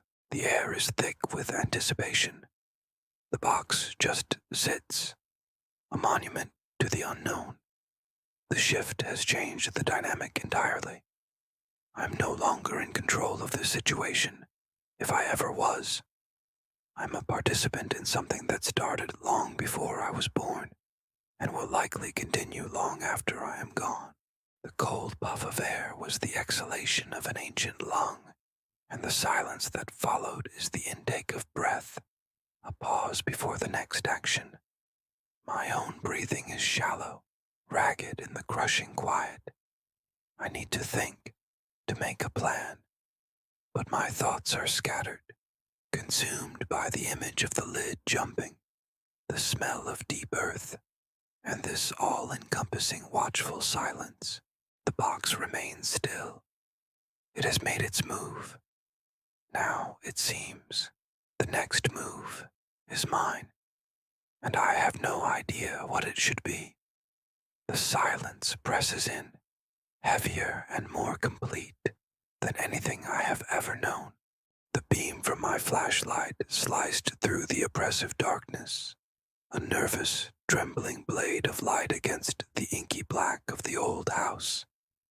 I swept it across the room, past the shadowed furniture that looked like sleeping beasts, finally letting it rest on the hearth. My heart hammered against my ribs, a frantic drumbeat in the chilling silence. There it was, the box, the heavy lid, which had been so firmly sealed just moments before, now rested fully ajar. It was tilted at an impossible, grotesque angle, wrenched open by a force I couldn't comprehend. The ancient wood, once so sturdy, was splintered and broken along the lock. Someone, or something, had been desperate to get inside. I took a hesitant step forward, then another, the floorboards groaning under my weight as if complaining about the intrusion. The air grew colder, thick with an unseen presence that made the hairs on my arms stand on end. I leaned in, my breath catching in my throat, and aimed the flashlight's beam directly into the dark interior of the box. My stomach dropped. It was empty, utterly, completely empty. There was nothing inside, no hidden treasure, no ancient artifact, no long-lost secret, nothing but a fine, powdery gray dust that clung to the polished inner walls of the box like a faint, ghostly residue. It looked like ash, fine as silt, coating the dark wood in a delicate, almost shimmering layer. I stared, my mind refusing to process what my eyes were seeing. All this effort, all this fear, all this build-up, for nothing, for an empty box filled with dust. It didn't make sense. The lock had been forced with such violence. The stories, the legends, the warnings, they all pointed to something of immense power being contained within. Where was it? What was it? And what had been so desperate to release it? The dust seemed to mock me, a silent testament to my failure. I reached out a trembling finger, hesitating just inches from the gray powder. It seemed to pulse with a faint, almost imperceptible energy in the beam of my light, as if it wasn't just dust, as if it was the remnant of something that had been there for centuries, waiting. A sudden, sharp creak from the floorboards directly behind me shattered the stillness. I froze, every muscle in my body tensing. My blood ran cold. I wasn't alone in the room. The dust in the box wasn't the only thing that remained. Whatever had been inside the box, I had a sickening feeling that it hadn't gone very far at all. I slowly, very slowly, began to turn, my flashlight beam shaking violently, not knowing what I would find waiting for me in the darkness. The air in the room had shifted entirely. What was once the familiar musty smell of ancient stone and forgotten things was now overwhelmed by something new, something sharp and acrid that clawed at the back of my throat. It was a scent that spoke of immense power unleashed, a smell I had never encountered before, but somehow recognized on a primal level. It was the concentrated essence of millennia-old dust, disturbed from its eternal slumber, not just stirred, but violently agitated, its particles still vibrating with a strange energy. Beneath that dusty sharpness was a deeper, earthier note, the scent of raw minerals, like a freshly split geode or a mine just blasted open. It was the smell of the deep earth, of things that were never meant to see the light of day, their metallic tang mingling with the dust to create a heavy, oppressive atmosphere. It felt ancient, as if we had inhaled the very breath of the planet's core. The aroma was so thick, so substantial, that I could almost taste it. A gritty, mineral-rich flavor that coated my tongue and made my teeth ache. But the most unsettling component of this new olfactory landscape was a clean, almost sterile smell that defied the age and decay surrounding us. It was the scent of ozone, crisp and electric, like the air after a violent lightning strike. It was the smell of pure energy, of a massive, latent force being expelled in a single explosive moment. The air crackled with the memory of it, a tangible static that raised the hairs on my arms. It was as if a storm had been contained within these four walls, a tempest of power that had finally broken free, leaving behind only its ghostly, electrifying signature. This wasn't just a smell, it was a story told in scent. It was the narrative of a seal being broken, of a long imprisoned energy suddenly released from its bindings. The dust was its cage, the minerals its foundation, and the ozone was the raw, untamed power that had been held within. Every breath I took was an inhalation of this event, a direct communion with the forces that had just been at play. The room was no longer just a chamber. It was the epicenter of a profound and irreversible change, and the very air was a testament to what had been done. I looked around, trying to reconcile the sight of the room with this overwhelming sensory information. Everything looked the same, yet everything felt different. The scent was a constant reminder that an invisible line had been crossed. The release had been silent, unseen, but its fragrance was deafening, a screaming announcement that the world we knew had been fundamentally altered. The acrid smell was the smell of consequence, the perfume of a door being opened that could never again be closed. It clung to my clothes, my hair, my skin, marking me as a witness, a participant. The sharpness began to recede slightly, not fading, but rather blending into the background hum of the room. My senses, overloaded and stunned, started to adjust, distinguishing the individual notes more clearly.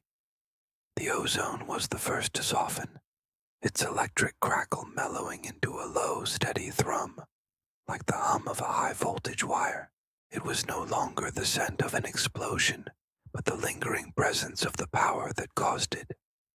It was a constant, unnerving reminder of the magnitude of what had just transpired here. Then the mineral scent came forward, less like a fresh blast, and more like the pervasive dampness of a deep cave system. It was a smell of immense weight and pressure, the scent of time itself compressed into stone. It filled my lungs with a sense of gravity, of being deep underground, far from the sun and the living world.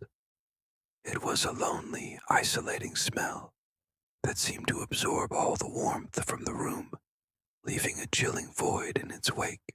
It was the smell of eternity, and in that moment, I felt impossibly small and transient.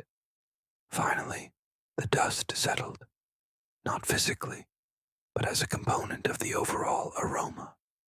It lost its agitated quality and became a thick, heavy blanket over everything else. It was no longer the scent of disturbance, but the scent of age itself, reasserting its dominance. It was the smell of history, of countless ages passing in silence, and now it carried the new, sharp memory of its recent violation. It was the parchment on which the story of the release had been written in the ink of ozone and minerals. Breathing became a conscious act, each inhalation a deliberate choice to take in this new, charged reality. The air was thick with meaning, with the undeniable proof of what had happened. It was the scent of a lock being broken, of a chain shattering. It was the raw, unfiltered smell of freedom. But it was not the sweet, liberating fragrance I might have imagined. It was harsh, volatile, and deeply unsettling. It was the scent of something ancient and powerful being set loose upon the world, and there was no telling what it would do now that it was free. The aroma was a presence in itself, an invisible entity that now occupied the room with us. It was more than just a byproduct of the event. It was a part of it, its lingering soul. I had a chilling thought that this scent would never truly leave us, that it had seeped into our very beings, a permanent brand on our memories. We were now tied to this moment, to this release, by an invisible olfactory cord. The sharp, acrid smell of ozone, minerals, and ancient dust was now the scent of our shared destiny, a path from which there was no turning back. Right, let's continue.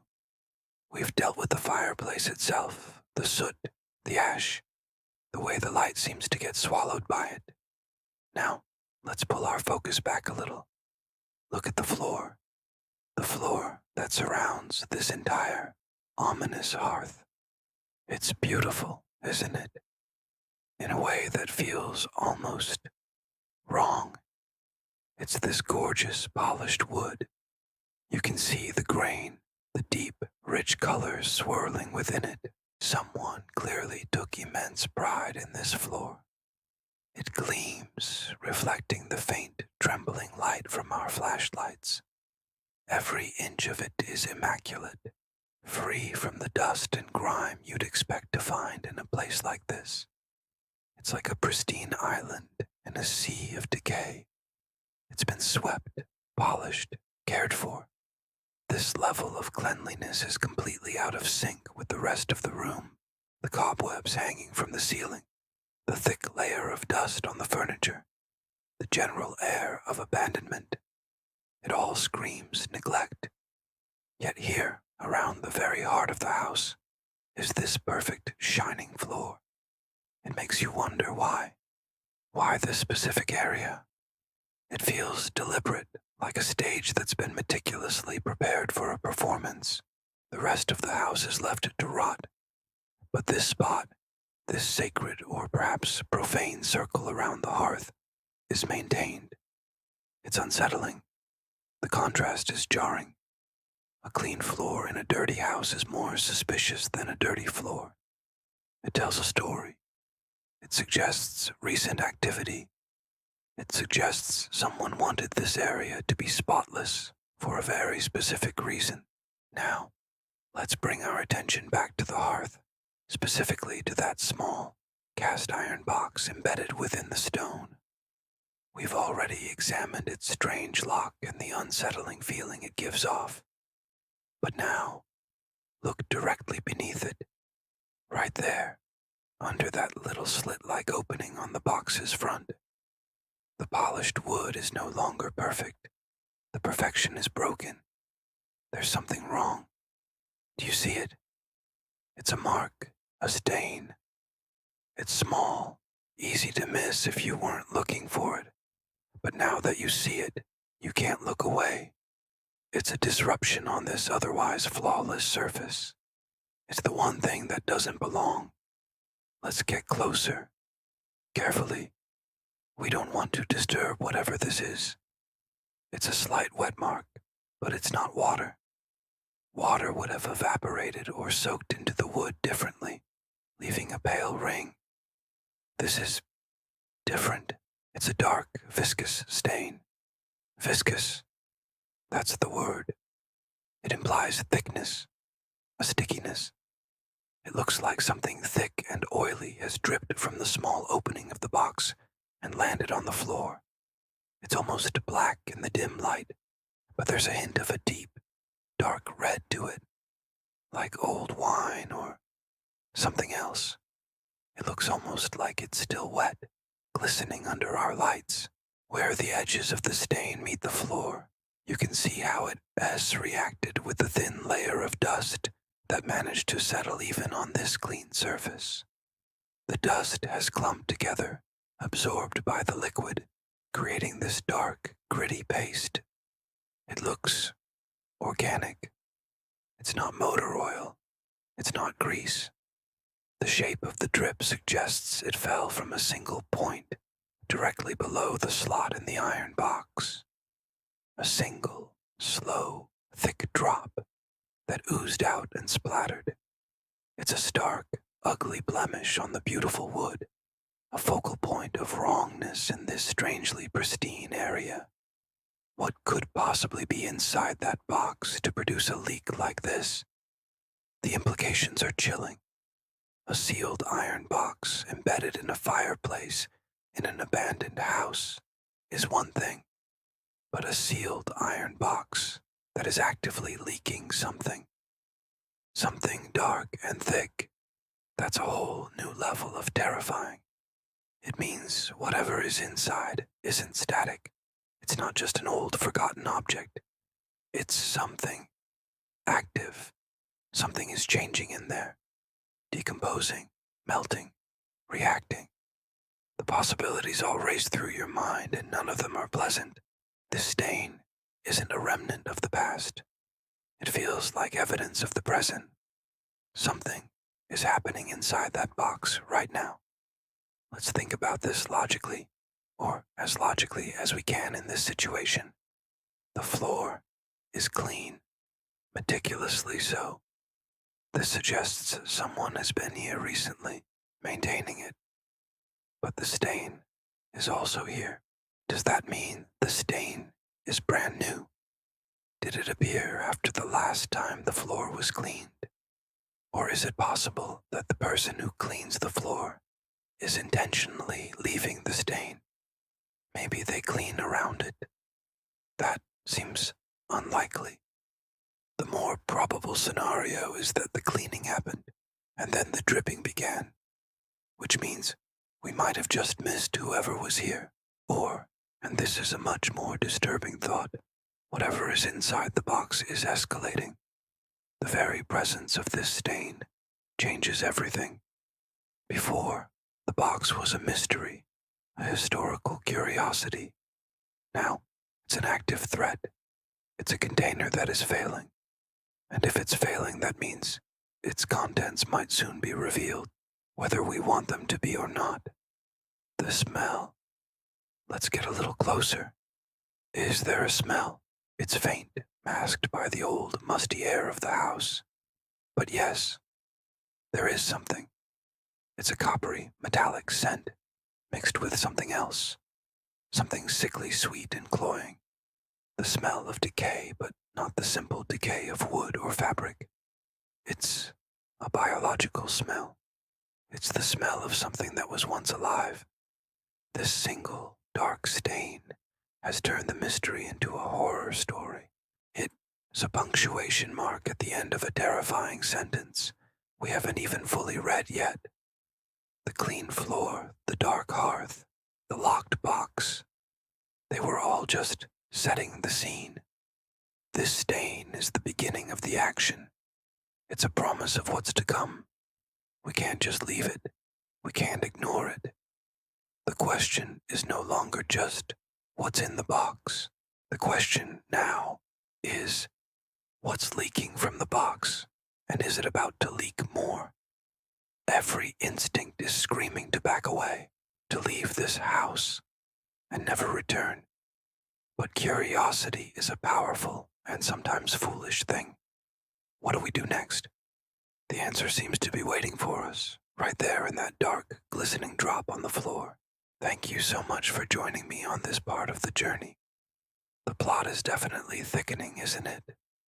If you're as invested as I am, make sure you're subscribed and have those notifications turned on, because you will not want to miss what happens next. We've just uncovered something unsettling.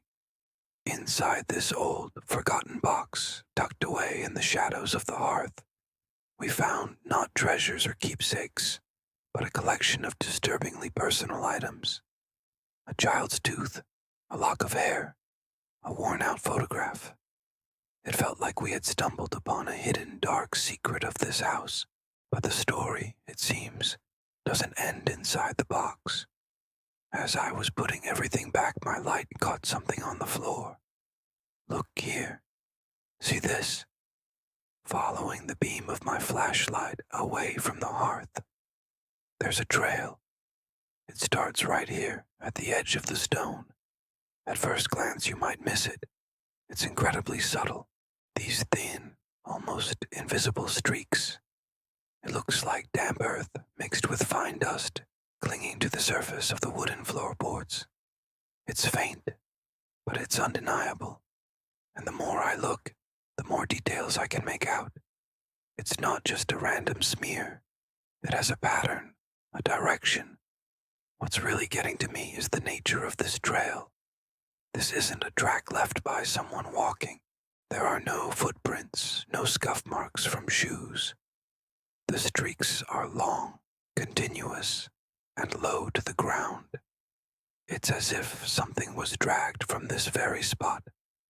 Something heavy enough to leave a mark, yet without the clear definition of a person being pulled. The streaks are consistent, suggesting a slow, steady movement. It's a track, not of walking, but of something low and dragging. The thought sends a shiver down my spine. My mind is racing with possibilities, each one more disturbing than the last. Was something taken from the hearth? Or, and this is the thought I can't shake, was something put in it? Did this trail lead to the box, not from it? The streaks are so fine, it's hard to tell the exact direction of the drag. But the fact that it originates or terminates right here at this hidden container is too much of a coincidence. It connects the strange contents of the box to a physical event, something that happened right here on this floor. I have to follow it. I know it might seem reckless, but I can't just leave this unresolved. We have to see where this leads. The trail heads away from the fireplace, deeper into the main living area of the cabin. It's like a ghostly breadcrumb trail, a whisper of a story that this house is desperate to tell. The dust and earth seem to cling more tenaciously to the older, more worn parts of the floor, creating a faint, dark line against the aged wood. It's almost like the house itself has a scar. As I follow the path, it curves slightly, moving around the old armchair that sits in the middle of the room.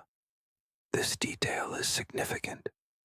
It means whatever or whoever made this trail navigated the space. It wasn't just a straight pull, it was deliberate. The path avoids the furniture, hugging the shadows along the wall. It's as if it was trying to remain unseen, even in an empty house. The quiet of this place is deafening right now. Every creak of the floorboards under my feet sounds like a cannon shot. The trail continues, persistent and unnerving. It leads me past the main living space and towards the hallway that connects to the other rooms. The darkness down that hall seems thicker, heavier. My flashlight beam cuts into it, but the shadows dance and retreat, never fully disappearing. The streaks on the floor are becoming a bit clearer here, as if more pressure was applied.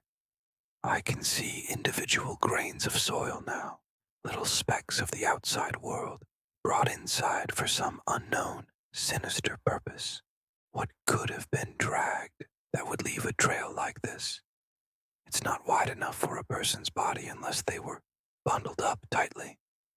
A heavy sack, perhaps, a rolled-up carpet. But why would it be damp? Why the earth? It feels elemental, primal, like something was literally dragged out of the ground and brought into this home. The implications are chilling. This is no longer just about strange objects in a box. It's about a physical, tangible event that transpired here. I'm at the entrance to the hallway now. The trail doesn't stop. It carries on, leading into the pitch-black corridor. I'm going to have to go in. My heart is pounding. Every instinct is telling me to turn back, to leave the box, leave the trail, and get out of this house. But my curiosity and a sense of needing to understand what happened here is stronger. I feel like we're on the verge of a significant discovery, and I have to see it through, for better or for worse. Okay, deep breath. I'm heading into the hallway. The air is colder here, and there's a faint, musty smell I didn't notice before. It's the smell of damp soil and decay. The trail is my only guide. Let's see where this dark path takes us. Stay with me, everyone. We're doing this together. I'm not sure what we'll find at the end of this, but I have a feeling it is going to change everything we think we know about this place.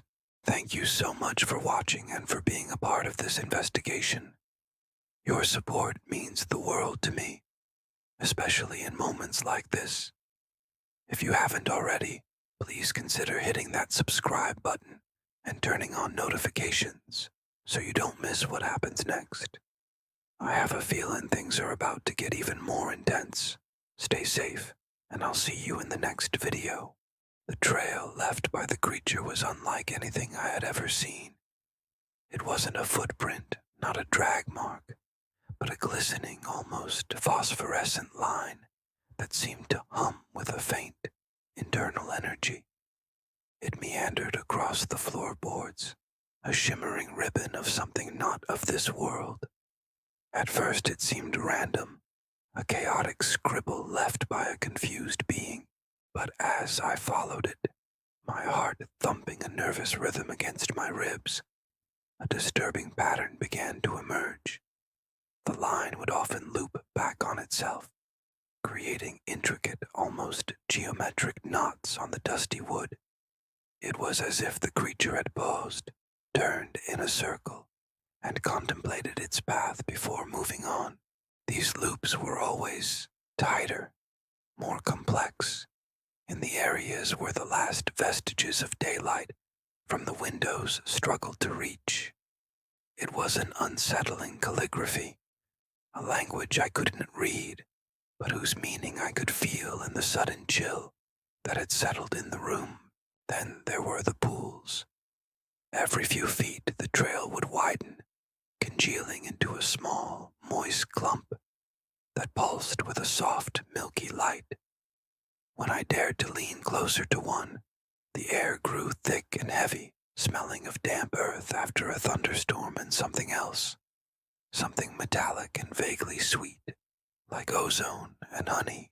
The moisture wasn't just sitting on the surface.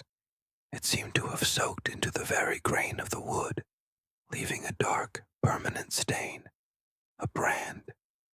Each pool was a punctuation mark in this bizarre sentence, a brief, silent pause in the creature's inexorable journey.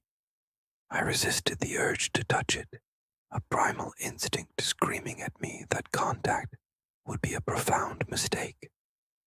The most unnerving aspect, however, was the direction. My own instinct was to stay in the light, to cling to the warmth filtering through the grimy panes of glass. It was the human instinct, the animal instinct. Light equals safety, warmth equals life. But this trail defied that fundamental law. It led with an unnerving, deliberate purpose directly away from the last patch of sunlight, slanting across the floor. It steered clear of the warm spot where a sunbeam had rested just moments before. Its destination was singular and absolute, the impenetrable inky blackness of the hallway. The hallway was a maw, a void within the house. The light from the room seemed to bend away from its entrance, refusing to penetrate more than a few inches past the threshold. It was a solid wall of shadow, silent and waiting. The creature had not stumbled into it by accident. It had sought it out. It was moving from the familiar world of light and warmth into a realm of utter darkness, and it was leaving a path for me to follow. Every step I took brought a new wave of cold. It wasn't just the absence of sunlight. It was an active, biting chill that emanated from the hallway's opening. The glistening trail shone brighter as it approached the darkness, its pale light the only thing visible against the profound black. It was a lure, a beckoning finger of light leading into an abyss. The trail didn't just end at the hallway's edge. It plunged straight into it, a silver thread disappearing into a velvet curtain. I stood at the precipice, the boundary between the known and the terrifyingly unknown. The air here was still and frigid, carrying no scent, no sound. The house behind me, with its dust motes dancing in the dying light, felt 1,000,000 miles away. Ahead of me was only the hallway and the faint, continuing glow of the trail, promising a destination somewhere deep within that suffocating shadow. The creature was going home, or to its nest, or to whatever passed for a sanctuary in its alien existence. And the path it had so carefully laid out was not just a record of its passage. It was an invitation. My hand trembled as I reached for the flashlight I'd clipped to my belt. The rational part of my brain was screaming, a high-pitched siren of pure panic, telling me to turn back, to run, to leave this house and never look back. But the trail had a strange magnetism. It was a question that demanded an answer, a mystery that had wrapped its tendrils around my curiosity and refused to let go. Why was it leading me here? What was waiting at the end of this shimmering path? The decision felt less like a choice and more like a surrender. I was a moth, and that pale, glowing trail was the flame. I took a deep breath, the cold air stinging my lungs, and clicked on my flashlight. The beam cut a weak, trembling cone into the oppressive dark, illuminating nothing but the glistening path at my feet. The trail continued, unwavering, leading deeper and deeper into the heart of the house, toward the source of the cold, toward the heart of the dark. I took the first step, crossing the threshold from the world I knew into the one the creature inhabited. The light from the room behind me was gone, swallowed by the shadow. Now, there was only the narrow beam of my flashlight and the cryptic, glowing line on the floor, my only guide on this journey toward an uncertain and dreadful destination. The silence was absolute, broken only by the frantic drumming of my own heart as I walked on. The beam from my flashlight cut a sharp, unwavering circle on the floor, pinning down what I knew, somehow, was the very last grain. The trail had been my only guide for what felt like an eternity, a shimmering, impossible path, leading me deeper into this place of absolute silence and shadow. Each speck before this one had been a breadcrumb, a promise of a destination. But now, the path ended. Beyond this single point of light, there was nothing, just an oppressive, swallowing blackness that felt more solid than the floor beneath my feet. I knelt, bringing the light closer. The grain wasn't just a speck of dust. It was intricate, a universe in miniature. It pulsed, a slow, rhythmic beat that I felt more than saw. As I watched, mesmerized, a single, impossibly small droplet of moisture condensed from the stale air and landed squarely on it. For a fraction of a second, the grain flared, catching the light like a fallen star, refracting 1,000 tiny rainbows. It shimmered with a life of its own, a final brilliant spark, and then, just as suddenly, it was gone. It didn't blow away. It didn't dissolve. It simply ceased to be. The moisture vanished with it, absorbed into the void. The circle of my flashlight now illuminated nothing but the cold, barren floor. The trail was complete. The last grain had marked the end, or perhaps the beginning. The darkness ahead seemed to stir, to breathe. It was no longer just an absence of light. It was a presence. It felt ancient and knowing. My hand trembled, but my grip on the flashlight was firm. I had followed the trail to its conclusion. There was no turning back now. The only way was forward, into the waiting, absolute dark. The silence pressed in, no longer empty, but filled with a silent, expectant question. I took a breath, the air tasting of ozone and antiquity, and took a step. The light beam sliced into the black, revealing nothing. Another step, still nothing. It was like walking into a photograph of the night sky, stepping between stars that weren't there. I felt a strange sense of calm settle over me. The fear was still there, a low hum beneath the surface, but it was overshadowed by an immense, overwhelming curiosity. What lay at the heart of this perfect emptiness? What was the purpose of the impossible trail that had led me here? I was an explorer at the edge of a new world, a world made not of matter, but of its complete absence. My foot met solid ground with each step, yet my senses screamed that I was walking on air, suspended in a boundless void. The beam of my flashlight began to flicker. I tapped it instinctively, a pointless gesture in this place where normal rules didn't seem to apply. The light wavered, dimmed, and then, with a soft little pop, it went out, plunged into total, utter blackness. But the funny thing was, I could still see, not with my eyes. The darkness wasn't empty anymore. It was filled with faint, silvery threads, ghostly images, echoes of the path I had just walked. I could see every grain, every speck of dust, all at once, hanging suspended in the void around me, forming a constellation of my own journey. And at the very end of it, where the last grain had disappeared, a new light was beginning to bloom. It wasn't the harsh, focused beam of my flashlight, but a soft, ethereal glow, pulsing with the same gentle rhythm as the final grain. It grew steadily, pushing the absolute darkness back, not by illuminating it, but by transforming it. The silver threads of the past began to weave themselves into this new light, creating patterns, shapes, memories. I saw faces I'd almost forgotten, heard whispers of conversations long since faded. The journey hadn't just been across a floor, it had been through my own existence.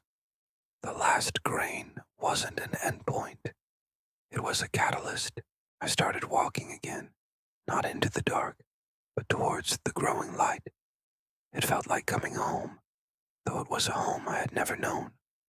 The oppressive weight of the silence lifted, replaced by a soundless melody, a harmony that resonated deep within my bones. The air grew warm, soft. I was no longer an intruder in this place. I was a part of it. The darkness had been a cocoon, and the trail, the patient work of my own unfolding. As I drew closer to the light, I realized it wasn't just a shapeless glow. It was taking a form, a shape that was both alien and intimately familiar. It was everything and nothing, the question and the answer combined. The long journey through the dust and shadows was over. The last grain had been consumed, and in its place, something new was being born. And I was walking right into its heart. We are ending of the story. and the air has never felt heavier. We're staring at the box. It's just still, empty. The silence it holds now is a completely different kind from before. It's not the silence of containment, of something waiting. No, this is the silence of a successful escape, a void left behind. It's the quiet that screams of absence. Whatever was trapped within those wooden confines, whatever we've been documenting and speculating about for so long, is now free. It's out. The realization is chilling. It's no longer a theoretical entity in a box. It's a presence somewhere in this house. It has slipped out, blending into the very shadows that have been creeping into the corners of our shots for weeks. Looking back, the timing is terrifyingly perfect. The spring thaw. It wasn't just a change of seasons. It was the trigger. The warmth, the melting ice, the first signs of life returning to the world outside. It was all a signal for this thing, a precise, calculated moment of revival. It used the natural cycle of the world to orchestrate its own rebirth, its own release. This changes everything. We're no longer observers of a phenomenon. We are inside its new domain. The entire house has become the box. Every creak of the floorboards, every flicker of the lights, every whisper of the wind against the window panes. It all feels different now. Before, we could attribute it to an old house settling. But now, each sound could be it. Moving, watching, exploring its newfound freedom. The line between paranoia and reality has completely dissolved.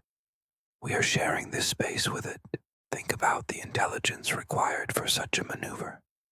To wait, perhaps for years, maybe even decades, for the exact environmental conditions to align. It suggests a form of consciousness, of patience, that is deeply unsettling. This wasn't a brute force escape. It was a planned, methodical release. It waited for the thaw, for the subtle shift in temperature and humidity, and used that energy, that change in the natural world, as its key. It's a predator that understands its environment better than we do. And this house is its environment now. We've been so focused on the what is in the box, but we neglected the how.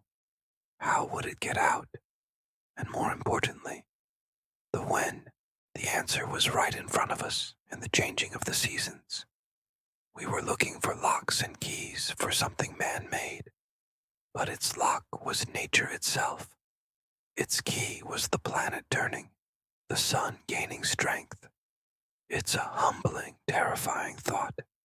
We were so caught up in our own investigation that we missed the most obvious clue of all. The shadows in this house seem longer now, don't they? Darker. It's as if the entity is painting the environment with its own presence. It's no longer just a passive observer. It's an active participant in this space. We brought our cameras and our lights in here to expose it, but maybe all we did was give it more shadows to hide in. The very tools we're using to find it could be the camouflage it's using to watch us. The silence is the most unnerving part. It's a knowing silence. It's the quiet of something that has the upper hand, something that has achieved its goal and is now deciding its next move. We're the ones making noise, our nervous breaths, our footsteps echoing in the halls. We are the disruption in its quiet, calculated world. It holds all the cards. It knows this house. It knows the dark. And now, it knows it's not alone anymore. It knows we're here. What do we do now? How do you track something that is one with the shadows? How do you contain something that has made an entire building its new home? Our investigation has just entered a terrifying new phase. We're no longer looking at an object of fascination. We are living inside the experiment, and we have no idea what the rules are. The quiet is its power, and in this knowing silence, we are completely, utterly exposed. This is where we have to leave it for now, as we try to process this new reality and figure out our next move. This is a turning point, and the stakes have never been higher. Thank you for being with us on this journey, especially now as things have taken such a serious turn. Your support means everything. If you haven't already, please subscribe and turn on notifications, because you will not want to miss what happens next. Stay safe, and we'll see you in the next one.